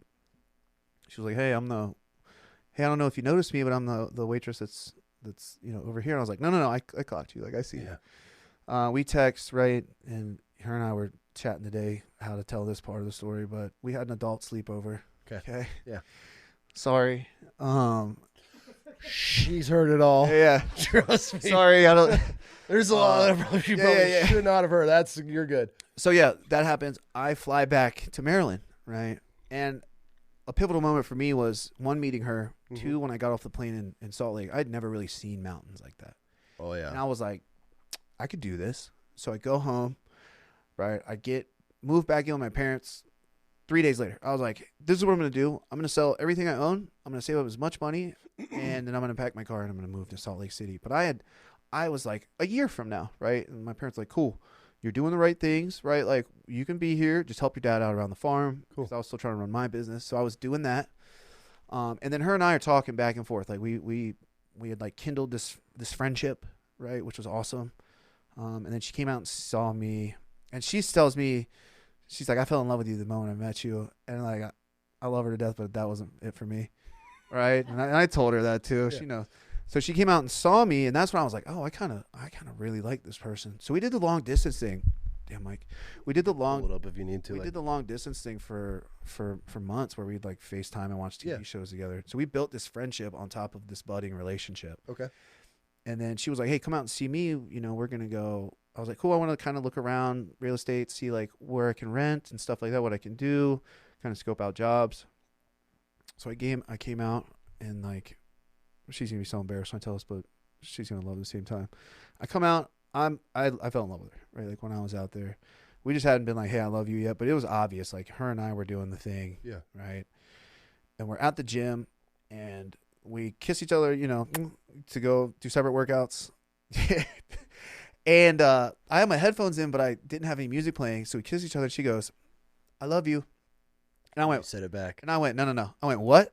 She goes, okay, bye. And, like, left. Right? Like, okay, bye. And, like, went on the stair stepper. And I'm just thinking, I'm like, fuck, do I love her? I think I fucking love her, dude. Like, she's the wild side, the safe wild side that I didn't know. Because I was so rigid. Like, I function very well as a human being with, like, a rigid structure in my life. Like, military school showed me that, right? Like, going to jail when I did showed me that. Like, tracking all my food, working out at certain times, the way that I structured my life was so rigid that she came in with, like that like flowy breeze to, like, blow my tree in the forest, so to speak, right? So I was like, fuck, I actually love her. Okay. All right. So we're in the car, we're driving. She's not saying anything to me. Right, like, I can tell she's ruminating. Yeah. She was like, oh no. So I turned to her, I was like, hey, we're gonna talk about what you said. And she was like, what do you mean? I didn't say anything. And I was like, I love you too. And, like, boom, like, that was it. Yeah. Right? So I'm out in Salt Lake. I'm only supposed to be there 2 weeks. So I'm like, I don't want to leave yet. And I didn't tell her that I didn't want to leave. I was like, hey, I gotta go to the airport. So she dropped me off at Salt Lake Airport. And I told her for the longest time that I, like, missed my flight. I really sat in the fucking lobby and was like, I don't want to go. Like, I don't want to leave right now. Like, I want to go back and get as much time with her as I can. It's like 45 minutes goes by. I call her, hey, I missed my flight. There's something with baggage check. Can you come pick me up? So I stayed another 2 weeks, right? Made a flight back. Ended up paying like $500 in overnight parking fees. Yeah. Like, dude, but I was like, I was really willing to risk it all. Yeah. I went back. My parents were like, how was your trip? Great. I'm leaving this day. They were like, what? I was like, what about this day? No, I'm leaving this day. I'm packing all my stuff, and I'm going to drive across the country. My sister, I was waiting for so we had Thanksgiving and then my sister's birthday. And I was like, I'll wait till after her birthday, because then my birthday was the following month. I told my partner, Eliza. She was like, cool, I'm going to fly out. We're going to do Thanksgiving at your house, and then you and I are going to drive across country So we did that, right? Stopped in a bunch of cities, drove across country. I celebrated my birthday there. We're living our life, doing our thing out there. She ends up getting pregnant. It's not that we weren't not trying, but we also were not trying at the same time. Don't go to Mexico. Yeah. Shit happens in Mexico. Oh, hell yeah. It's something in the water, dude. Mm-hmm. Yeah, so she's pregnant, and I'm doing my own. I'm a traveling trainer at this point. I'm still doing online coaching with my buddy's company, which I'm still like contracted through like as a consultant. But my schedule's so ridiculous. And she's like 8-9 months pregnant, and I'm leaving at like 4:30 in the morning to go train like 4 clients up in like Park City, because you're familiar. Yeah. And then I'm driving back down, and this is dead of winter snow. Oh, God. Risking, for lack of a better terms, I'm risking my life. Right? Like, and that's the way I was looking at it. I'm like, look, because I was seeing accidents. I'm like, what the fuck am I doing? But I was making balling money doing it. Oh yeah, going up and down multiple times a week. And she was like, you need a consistent schedule. We're about to have a child. Like, you need to figure it out now. Cool. So I was on Indeed one day, and I saw the place that I work at. It's called Fit to Recover. They were like, hey, we need a part-time personal trainer. Message them. I was like, hey, I'm a trainer. And then they brought me in. We had an interview. They're like, what do you know about the recovery world? I was like, oh, it's quite funny actually, because I'm in recovery. It's like, oh, well, this is a nonprofit community center, and that's all we do is work with people either that are unsheltered, in recovery, or seeking help. So I started coaching classes there, and I'm still like, I need to find something secure. This is just to boost my income for now, because I pulled back my schedules in Park City, and Kimball Junction, and just to fill some gaps. So I'm there. I still haven't found anything. My son is born, and I'm still a part-time coach for them, right? My son is born, right? We do a long-ass labor, 36 hours, and then to a cesarean. Tell me, that's how long. Dude. My wife was 36 hours. You're going to hear that the rest of your fucking life. I know. And dude, she owned never let you live it down. She's a boss, dude. And the one time I fell asleep in the 36 hours, right? I get woken up by the midwife, because we're trying to do a natural birth at a center. She's like waking me up. She's like, hey, we're going to the hospital right now. And I'm like, what? She was like, there's an infection, da-da-da. We go to the hospital. My son is born. Greatest day of my life. To this day. Like just hearing his cry, like, it's the greatest noise I'll ever hear, right? Like, so anyway, he's born. Love my son to death. At that moment, I became a father. Yeah. Right? Like, it felt real, but like, when people say there's like no attachment for the dad yet until the baby's there. Oh yeah. He was born. I picked him up, gave him to her. She did skin to skin. But when I did skin to skin, the first time him and I like touched, like she had 9 months of like baking him in there, so she was attached. I was like, oh fuck, this is my calling in life. Like, this is it. My son's born, and like so when she started going into labor, she was like early labor. I was like, hey, can I go do this workout at work? Like, it's like advanced kettlebell class. She was like, hell yeah. She was like, contractions are so far apart. I get there, she's full blown contractions. She was like, we gotta go. I was like, no. The midwife said, wait, let's wait. So we stayed and waited. Anyway, he's born. I go back to work the next day. I slept no hours, right? Went to work, kept going back to work. So they see me. They're like, he keeps coming around. Like, he's showing up. I'm picking up extra stuff, helping out. They pulled me in the office one day, and my son is a couple weeks old, right?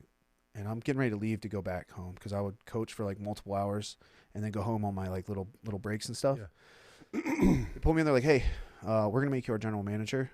We're going to put you on a salary. You're going to get benefits, 401k, like all the adult things that like I wasn't really used to yet, because I was still working for like hourly. I didn't have insurance, but I would pay cash for stuff. And I was like, okay, and I started off as their general manager, and they were like, hey, we've never had one. Figure it out. Right. It's the best. Yeah. Hell yeah. Figure it out. And I was diving. I was thrown into the deep waters and didn't know how to swim yet. And then I realized how to swim, and was their GM for a long time. But the first version they got of me, like when I first started, is not the version they have now. Oh, for sure. Right. Like, 'cause I came from a private sector of like training where I'm like, like, I don't give a fuck how tired you are. You should probably just fucking keep going type shit. Like, that's how I talk to my clients. Hey, why don't you shut up and do like 6 more reps? Yeah. To being like trauma informed coaching, and like, and like very PC, and like how I approach people. Like, I don't actively point at people, you know, or because there's a lot of trauma with everything everybody you're dealing with. Like I use very, like when I'm coaching, even when I'm working like outside of the coaching field there, like, you know, hey buddy, you know, hey pal, right? Like I'm going to try to close that gap because of my position where I'm at. Like people look at you up here, but I'm going to close that gap, right? I'm just Logan. I'm here. I'm here to talk to you. What's up? So I'm their GM for 2 years, and I keep refining my craft and getting softer in my approaches and having my own coaching style. And I'm drawing attention and my classes, you know, I have people that love my classes and, you know, and I'm sought out by different treatment centers because they like what I do. And it's where like I made a name there, but just the coaching aspect is only like 10 to 15 hours a week. The other hours I'm like supporting people that are coming in, still actively using, or I'm supporting my coworkers on like problem solving, or dealing with people that need help, or I'm doing everything I can to keep my community safe outside of like carrying a badge and a gun. And I know that's a very wild statement to say, but like we work pretty hand in hand with first responders. They know what we do. We know what they do. Yeah. They know that we're on their side trying to make a difference. The ones that are trying to make a difference. Yeah. Right? Like, you know, our main goal there is to make sure that no one feels, one, unsafe, and two, make sure they don't feel unseen. Right? Like that's a huge thing. And that comes with its characters too, right? Like I've met some characters doing what I do for work. Who are some of the hardest people that you have to deal with or work with? How so?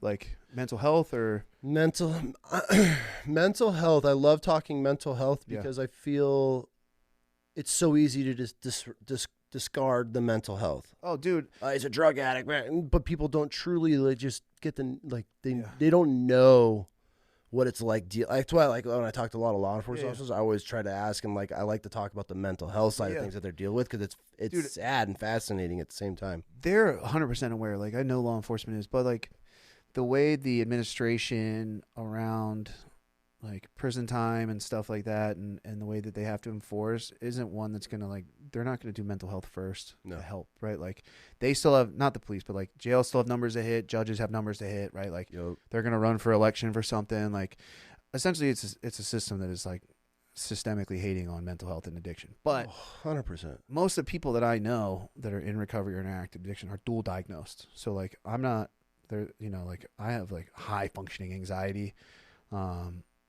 and complex PTSD, right? Did I have the complex PTSD before my drug use? No. Did I have anxiety and depression before my drug use? Yes, right? Mm-hmm. And the thing with the anxiety for me and my drug use, it stopped. It was gone when I was numbing myself out and using. The only time I'd have anxiety is if I didn't know if I could get high again, right? Like, but it wasn't constant, like constant anxiety, dude. It was dual diagnosis, right? No one's shooting heroin because they love themselves. Yeah. Right. Like, but mental health is hard when you mix mental health, like meth-induced mental health issues, like meth-induced psychosis or like schizophrenia. Those are some of the hardest ones not to physically deal with, just because I'm a big dude, but I also don't manhandle people. Like normally when I walk in the room, like people know who I am. Yeah. Like I have a reputation of like, not shutting shit down, but like I step in with a presence because they know that I'm there to support whoever, or I'm there to like make sure the problem stops. Yep. And then I always talk to people, right? Like I may look like this when I walk in the room, but I'll walk up and I'll like always put my hand on someone's shoulder, their back, and like, what's going on, dude? Like, are you okay? Right? To where like I disarm them that way and then do another like secondary disarm.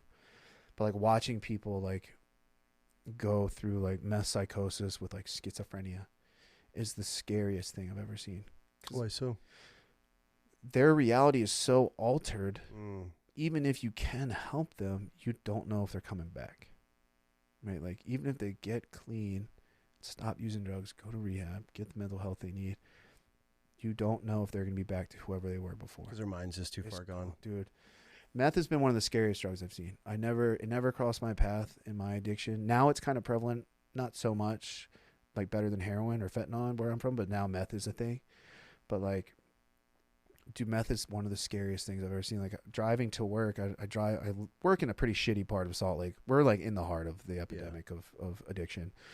And I'll see people just like, they'll be full blown hallucinating, talk to themselves. Oh yeah. Like yelling at someone else, or like fist fight in the air, or like laying in a ball in the bushes screaming. Dude, it's like, God, right, like, how do you help that person? Dude, I've seen the wildest stuff there. Like, you know, you walk through the neighborhood. I like to go on little walks when I'm feeling frustrated, or works just a lot. And you'll just see just discarded needles, like human poop, you know, and also I'll say hi to them. Right? They don't expect that. Like, I'll walk past and they're obviously going to clock me because I look like a cop. And I'll look at them and be like, hey, how are you doing today? And like, just the bewilderment, because no one ever said hi to me, right? Like, no one outside of like using drugs or selling ever said hi to me. So like, I understand they're like, what the fuck, right? Like, but like, I also realize they're human, right? Like, and I'll tell people, hey, if you need like free water, you know, I'm over here. Look for like, you'll hear the music playing from the gym. Like, come by and get some water, or like when you're ready to get help, come by and I'll make a phone call. Like, I always offer people, hey, I'll make a phone call. Like, I'm gonna do the best I can. Right, but again, it comes down to that willingness. Yeah, if they want it or not. Yeah, but the way the politics are shaping up in Salt Lake, we don't know how beneficial it is going to be, like, anymore. I mean, what do you mean? The way that like the homeless stance is now, with the unsheltered stance is like putting them in their own little camps. Oh, do we not call them homeless anymore? They're unsheltered. Yeah. Okay. But yeah, that changed a little bit ago. But they want to put them in camps, and then there's another movement going on where there's another like rival organization that's a private one that is like, you know, we don't need any of these nonprofits. We're going to take them. We'll make them work here for 2 years. They won't have any mental health meds. Hard work is going to get people mentally sound. Has this been tried and tested? Yes, but it's not about what you know, but about who you know and everything that you do, and they know enough people, right? Now, we're obviously going to fight back, like all the nonprofits and the for-profits that are like, no, it's not the fucking way. Like, what about people's mental health? Like, what about medication that they're going to need to stabilize and blah, blah. Like, we're going to fight back, right? Like, you know, even if we go down to 3 to 4 people, if this organization falls, like, this name is going to continue. Someone's going to continue it. Maybe not at the capacity that we're at now, but I have not lost. I'll never lose faith in Fit to Recover and what it does. Yeah. Right. Like, what we do. Right. Like, and you guys are a 501, so people could donate to this? Yeah. Hell yeah. Oh, dope. Yeah. Okay. So we need to make sure we put a link in there. Yeah. You just go to www.fit2recover.org, and we're always looking. But you're a charity, man, and that's what makes the world run. That's the hard part about owning a charity is just being straight up like, hey, if people are like, how can I help? It's like money. Yeah. Money helps. Like, money. That's what it is. And like, you know, a lot of people don't like asking for that, but like, money helps, right? Like, if you can, you know, donate and help us expand or help us stay, that's going to help, right? Sure, you can come in and donate your time. Yep. We love that, right? Like, maybe that's a little bit of exposure, or write an expose on us or what. Like, love that. But like, money makes the world go around, especially in the climate now with federal funding the way it is. Yeah. But yeah, dude, so I've been there now. It'll be 3 full-time. It'll be 3 years.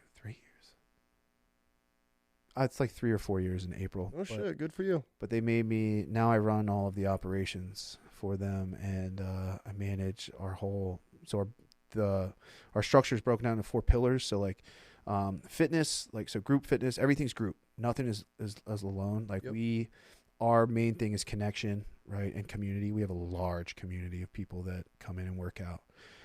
So we do fitness, we do creative arts, which is art classes, music classes. We have a recording studio where people would come in and record their own music. We can record you live off of all of our musical instruments on our band room. We have a full kitchen where we do nutrition classes and a meal prep service. Now, are all of these people homeless, shelterless, or? So we do, unsheltered population comes in, right? Even if, like, we have people that are unsheltered that come in as community members, and we offer scholarships that, you know, certain organizations have paid for, to like, they're like, hey, we want to support 15 people over the next year, and they'll pay us like 15 memberships to where we put people on. That's cool. I want to say we have close to like 50 some people on scholarships out of our like 300 plus members. Okay. Right?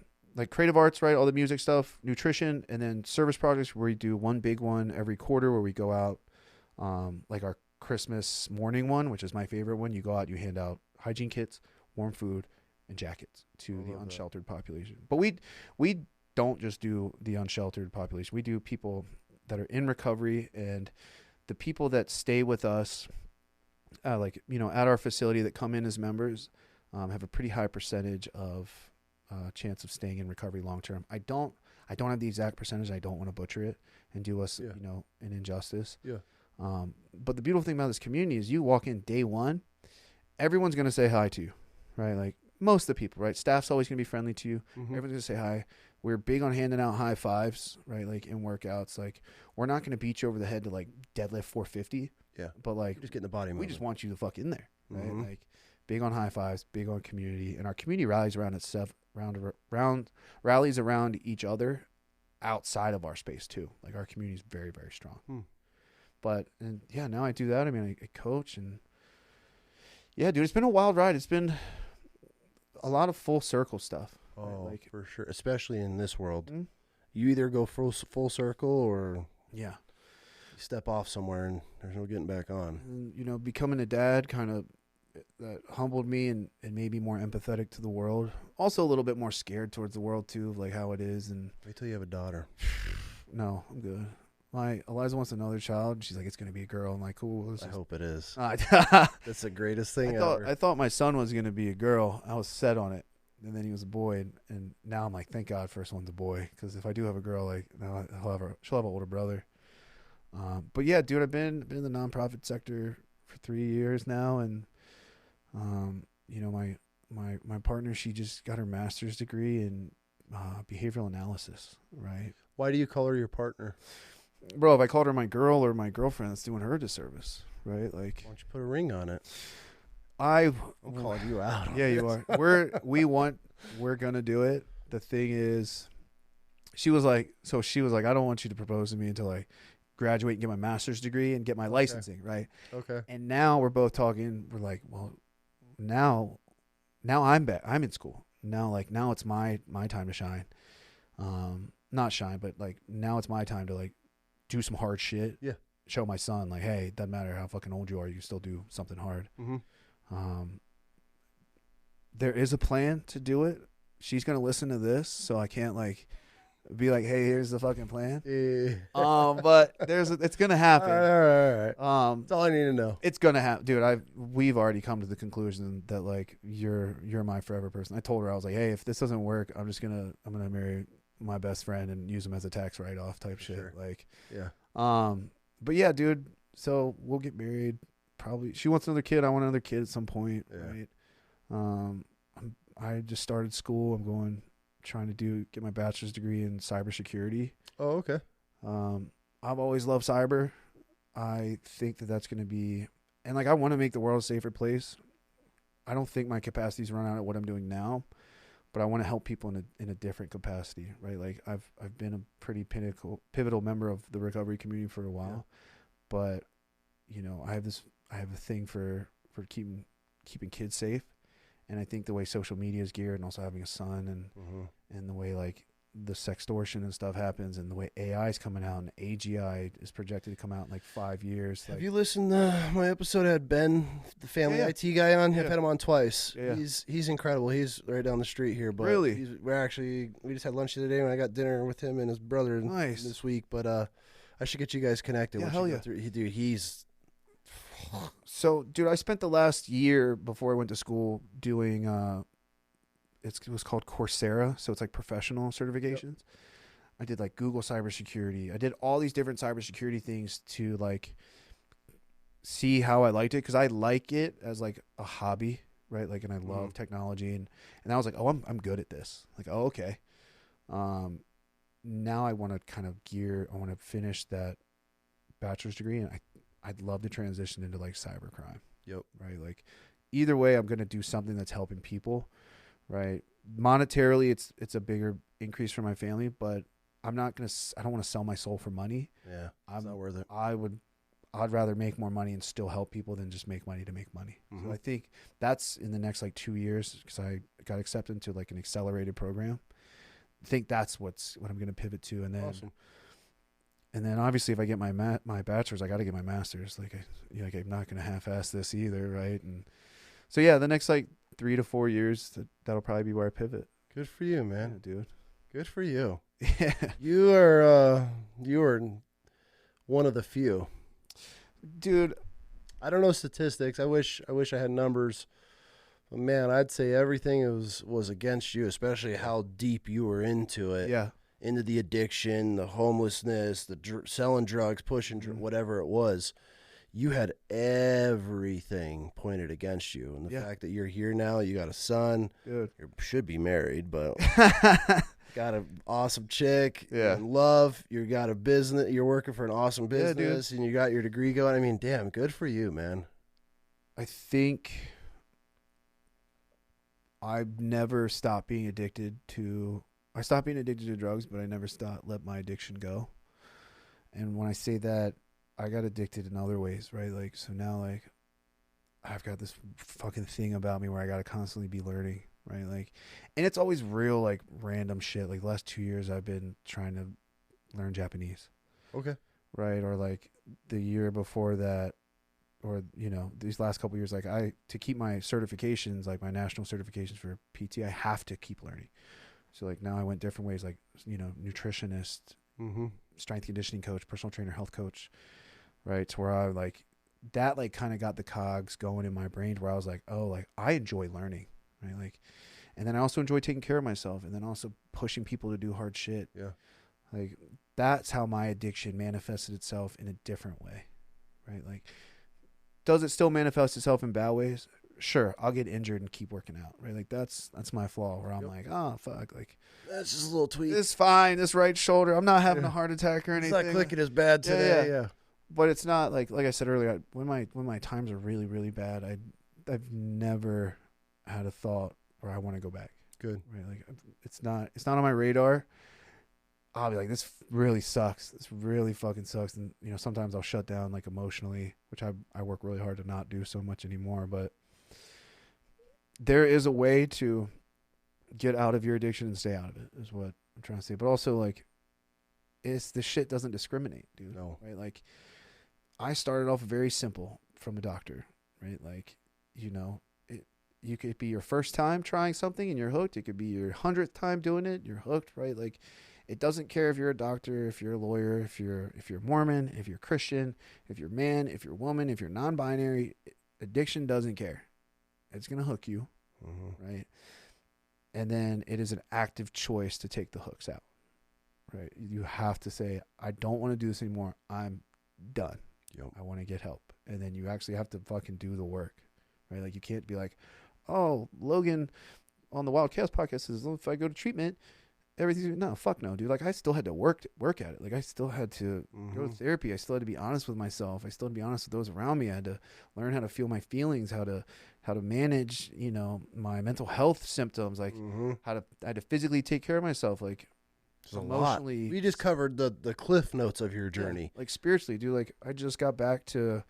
I wouldn't say I just got back to God, but I just got back to the title of calling my higher power God, right? Like, I turned 35 last year, and just too much, like, I always reflect, like, on where I didn't expect to turn 30, so now that I'm 36, I'm kind of winging it at this point. Like, I didn't have a plan for this.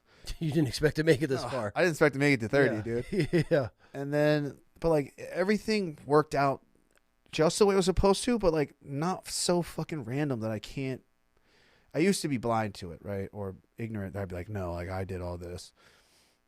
But it worked. The timing, everything worked out perfectly when it needed to work out. You know what that's called? You know what we call it in this house? What? God shit. Yeah, hell yeah, dude. And then probably 6 months ago, in the summer, my girl was like, we need to go back to church. Blah, blah, blah. To where, like, she planted the seed, and we don't do church yet. We're still looking. I'm really skeptical about organized religion in Salt Lake. I'm a little scared of it. Rightfully so. But I just prayed one morning. And like you said, like, that weight went off me. I was like, damn. Now, it wasn't a habit, right? Like, I prayed one morning. I was like, oh, I feel great. And then a couple of days went by. Then, oh, shit, I forgot to pray. And then now I don't even put, like, 5 seconds before, like, or after I wake up. I open my eyes. I don't, like, get on my knees. As soon as I open my eyes, hey, you didn't have to wake me up today. You woke me up. You know, I always give them what I'm grateful for, right? Grateful for my partner, grateful for my son, grateful that I have a life, you know, and I'll mix it up each morning. Yeah. And I'm like, look, you don't have to protect me, but I need you to protect them and everything they do today. Because if they need to make it home, if I don't make it home, they're going to be okay. I've got them set up to be fine. But if it's your will, make sure we all make it home and are able to have dinner together. And then it's like so simple. So simple. I think people complicate it with like, you need to ask for all this shit. God, and I foxhole prayed many times. Oh, please. Please do not let me pee dirty on this drug test. Please let the drug dealer answer. We've all met that. Right? Like, and now, like, I don't ask for much.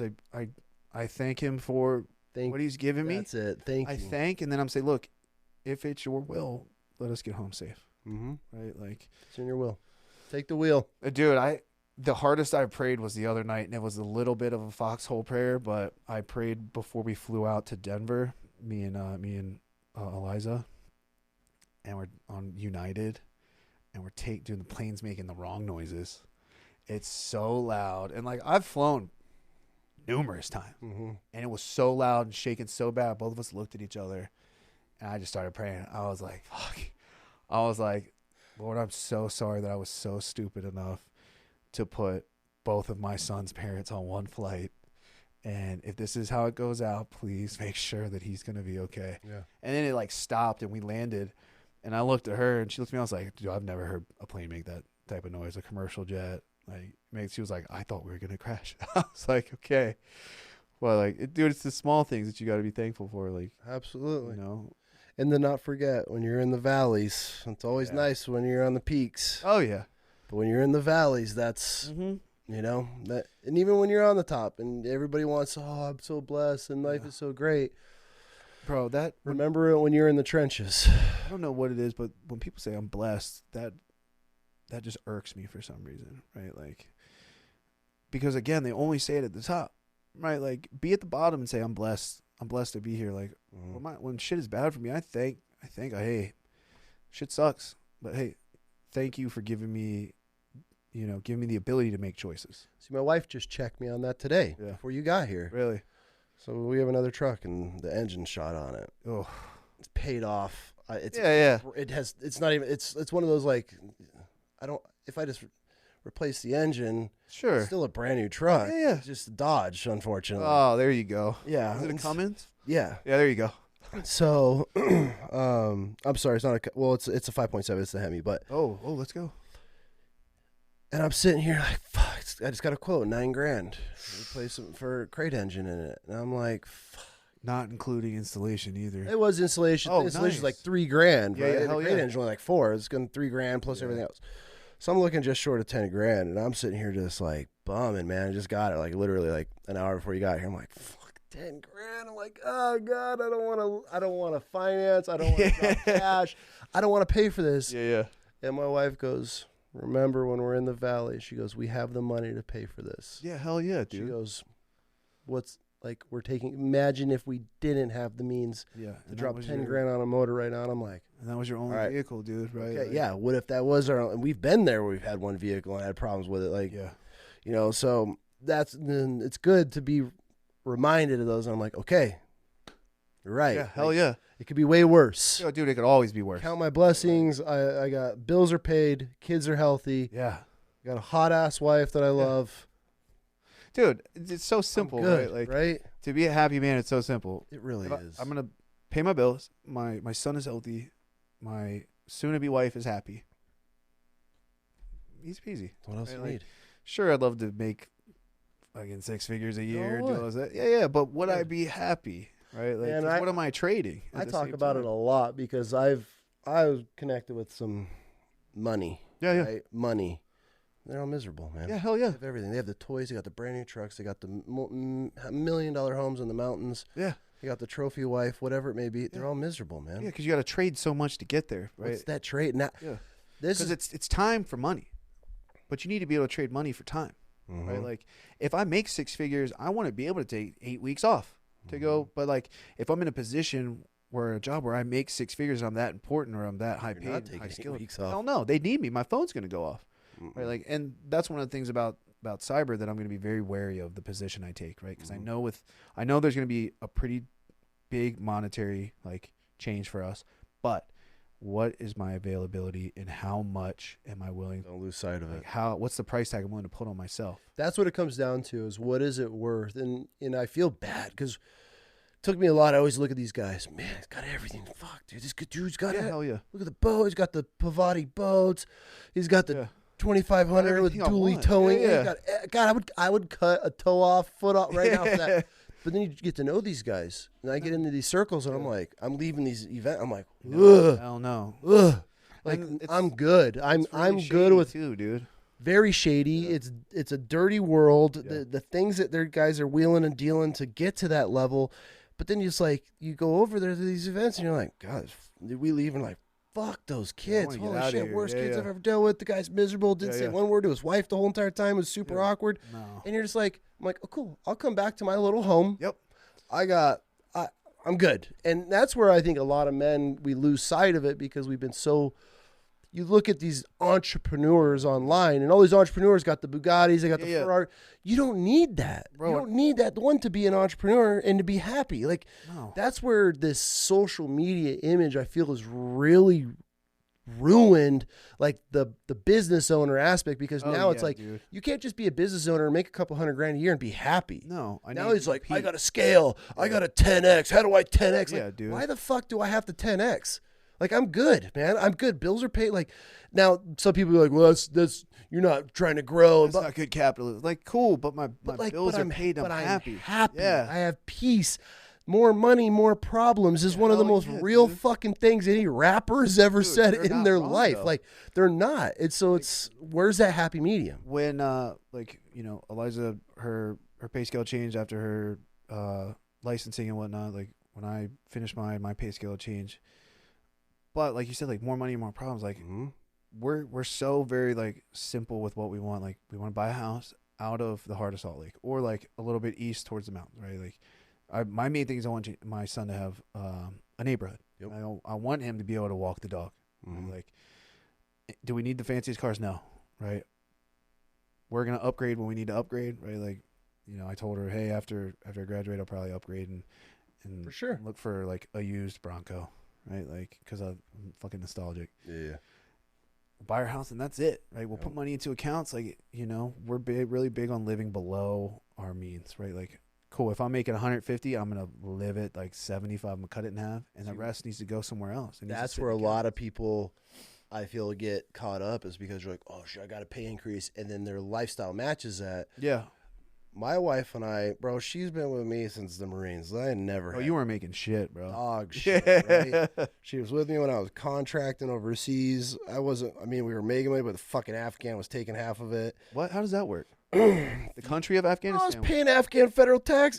That's crazy. Bullshit, right? Yeah. And so, anyways, dude, we've been homeless together. I have been calling bosses, asking for advances. Like, we've been there, right? And so we've learned, though, but I've also owned businesses where I can't spend the money fast enough. Yeah. Like, we're putting money, I'm going into gun stores like, I want that, box it up. So, like, I've lived both spectrums of making fuck you money versus counting quarters in my truck so we can get to the next gas station, right? So I've done it. Yeah.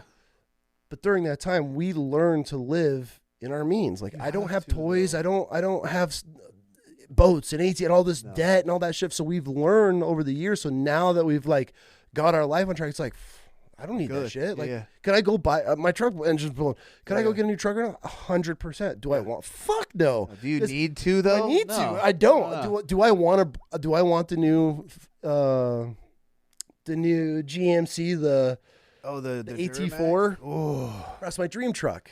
Bro, right? I was actually looking at the Tahoe a lot the other day, like building one out. Beautiful. I'm like 89. Like, that's a lot. Do I want one? Can I go? Like, if you think about it, $10,000 you're gonna spend for the new engine, right? You're gonna get probably like 5 or 6 more years out of the truck. For sure. The transmission's gonna blow up if the engine goes, right? But also, like, that $10,000 you can put down on a brand new vehicle, but now you're locked into like 6 to 8 years of financing, right? Which is just another monthly bill. But I could put that bill into a savings where now we're like, hey guys, fuck Christmas, we're going on vacation instead because I didn't get a new truck. Dude, it's all about perspective. Like, the shiny objects are great, but the novelty wears, right? Like, that new car is gonna feel brand new for a month. And then you're like, oh. Smell wears off. Yeah, then you're like, damn, I have a $900 car payment. And then, but instead of, oh, I wish, well, money's tight now. Well, now instead, I can go create memories instead of this truck that sits in the driveway. Dude, I wish is like the worst statement. Oh, I wish I had your car, or I wish I had your work ethic, or da. You fucking can. Mm-hmm. Stop fucking wishing, dude. Just do it, right? Like, you're not gonna happen. Not gonna do it overnight. Right? I had a buddy that came on a show, and we actually know this. He does executive security, and I used to have an executive security company, so we actually know the same dude, which we didn't know that he worked for, and I was personal friends with him. Oh yeah. Big billionaire dude, but he did his security, but I'm tied into him. Yeah. We were talking, and he said it best, and I felt it when he said it, because I've worked for Saudis, I've worked for Afghan, like these big Arabs, I've worked for big wig dudes all over the world. And he said it the best. He goes, I've never met one millionaire or billionaire that I would ever trade their shoes with. No, dude. I mean, because it's not, they can't, sure, maybe like Saudi oil princes can just fuck off. They're miserable, though. Like, they have everything. You got nothing to shoot for. Right? Like, and you've lost track of what's going to make you happy. You've lost track of your roots, right? Yeah. Like, you know, maybe you liked to play soccer on a Thursday night with the boys or whatever, but now you can't because you got to fly to Dubai and host this party of 1,000 people you don't fucking know with wild tigers or whatever you're doing. And then, I got to fly out again to go do this business meeting. Like, people think that millionaires and billionaires are not doing anything. Like, everybody's like, I want to be like Elon Musk or like Jeff Bezos. No, fuck no, because they are not happy and they don't know how to be happy and they don't know how to pause. All divorced. Yeah. All paying out half their freaking Tell me you got all the money in the world and you can't keep a woman? No, they don't know how to stop and be like, oh shit. They don't. That's a happy medium. I don't need to work right now, right? Like, and that's what money brings. Lots of money brings, because people with lots of money are afraid to run out of that money because now they're accustomed to living that lifestyle. What happens if I drop down from being a billionaire to a millionaire? Yeah. Well, what if I don't do 500? What if I don't do $1 million this year? We're fucked. Oh, you're not though. Like, you know. Oh, dude. Well, dude, this is a great conversation, man. Let's go get some dinner. Cool. I really appreciate you being so open and raw and just telling your story, especially some of these chunks for the first time, man. I really appreciate that. It means a lot. I thought this was just part of your journey, and you'd tell people because you put it in, a little bit when you filled out the form, and I was like, okay, cool, like we'll touch on it, but I didn't think it was like you coming on, and when I say we joke about it, it's in a way where her and I talk, and we'll sit up here, and she sits in that seat, and she's like, Dad, this is like a therapy session for a lot of these people. And I'm like, fuck, like you couldn't be so right. Like, but it's not in like a way where I'm like, tell me more about you. It's just a genuine conversation which allows, and that's what people need, man. It's just good conversation where people listen and tell their stories. That's one of my like favorite parts about podcasting. Like, me and my buddy's podcast is still. What's your podcast? Plug it. The podcast is called Man to Man with Logan and Ben. We're still like very infancy in it, but like him and I will, openings are always weird, right? And then we'll just get in the groove, and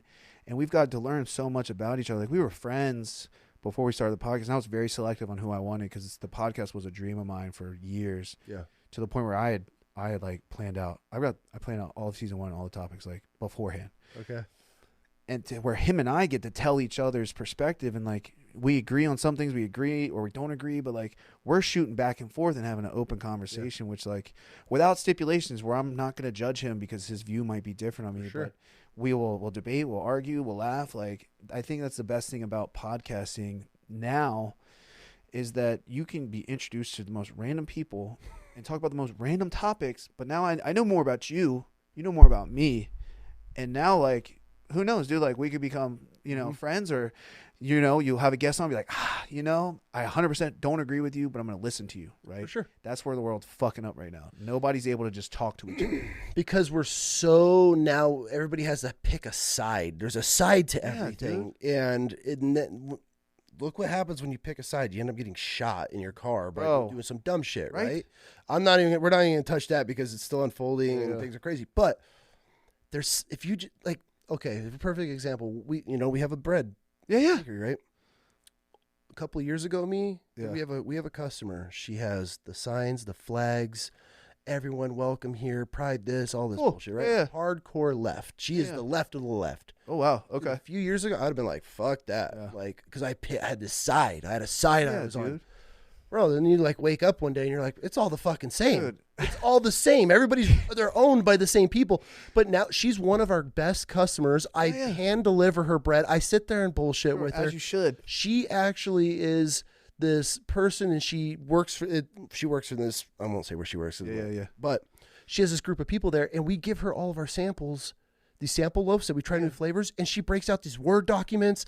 Oh, I love that. This Word doc, it has all everybody's notes and all this shit. Yeah. Dude, she's one of the greatest people. But like when I had a side that I couldn't agree with her side, bro. Now I look at it, I'm like, I don't give a fuck. Do whatever you want to. As long as you're not pushing an agenda and you're not outwardly just doing dumb shit, and you're not pushing it to try to change me, because right now I'm fucked the government as a whole. Let's go. So that's what I'm at. Like, there's no right and left to me. It's the government as a whole. So now I just look at everything. I'm like, okay, you're just watching different. You're in a different algorithm than I am. Dude, that's all it comes down to. And the algorithm is geared to push you to the extreme right or the extreme left, right? Like, and I think we should all be in line with our country right now. When I say in line, right, that's not with like Trump or whoever, whatever. That's, dude, I'm a fucking American. What is best for our country? Yeah.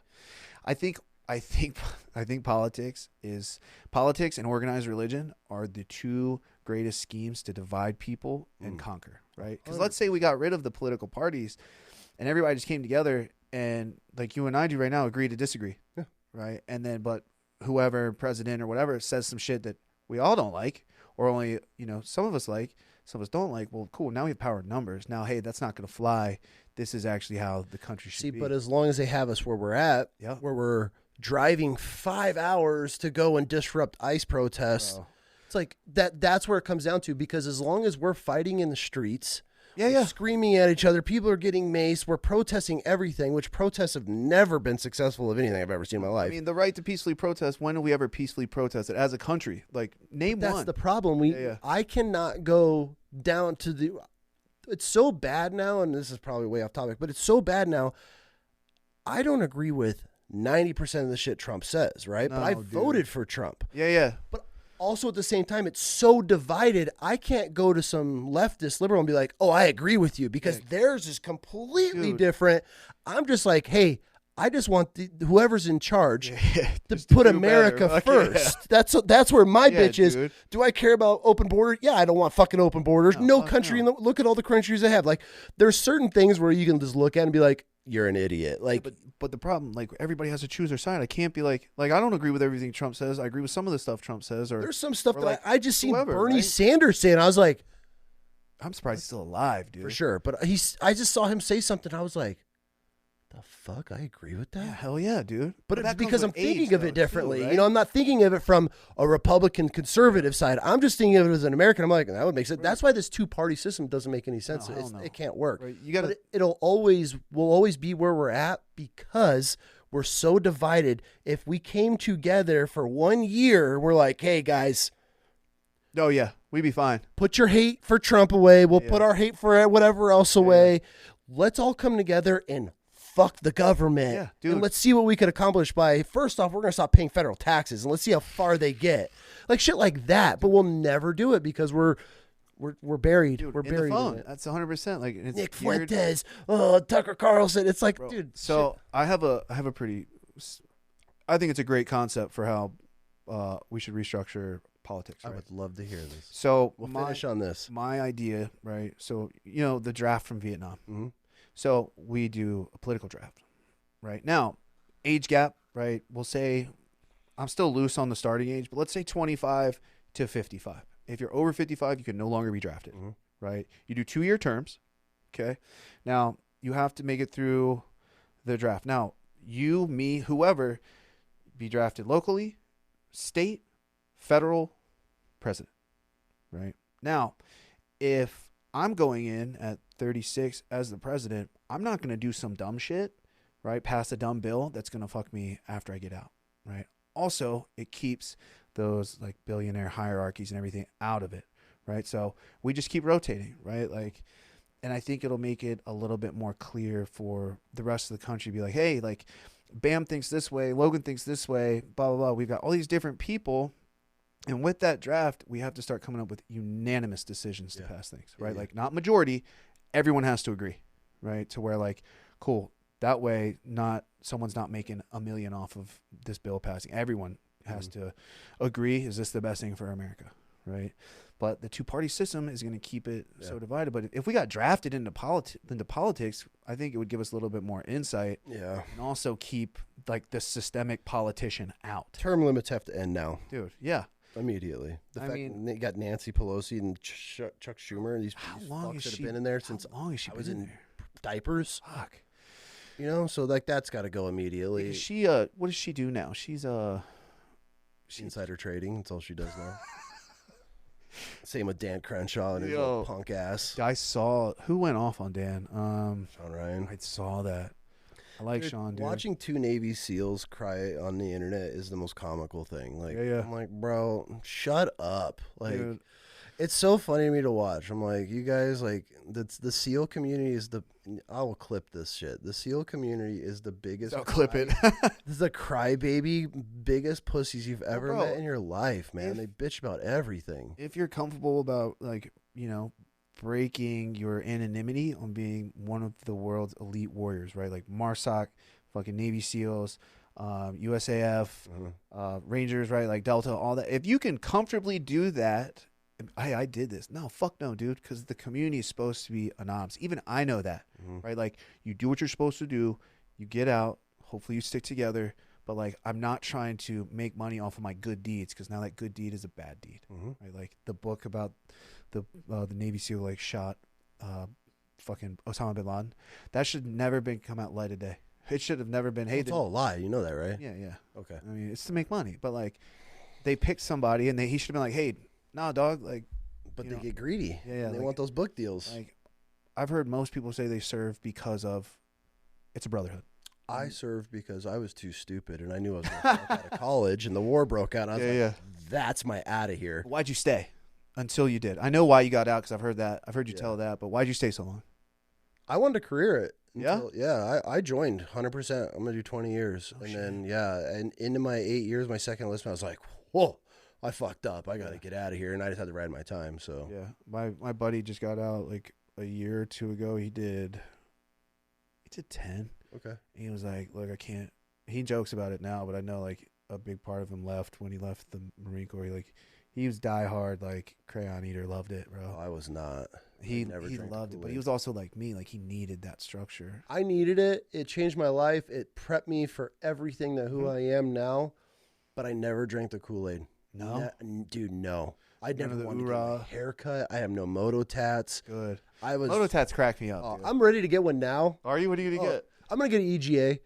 Yeah, I think. And so, but I never drank from day one. I never drank the Kool-Aid. Like, I was always the dude that was like, how do I get as far away from Pendleton as possible? And I'd get on the Amtrak in Oceanside and take off, and I would just go places like. Bro, at least you weren't down in Lejeune. I mean, I got out of the Marine Corps because I was getting orders Lejeune. Bro, they're still going through that civil lawsuit of the water. Which one? The water, the paint, dude, the like, asbestos. That's so crazy. Like, it's all of it. Dude, I appreciate you, man. Yeah, bro. I can talk to you for hours. Let's go get dinner. Yeah, hell yeah. Let's get your signature. We'll get the thumbnail.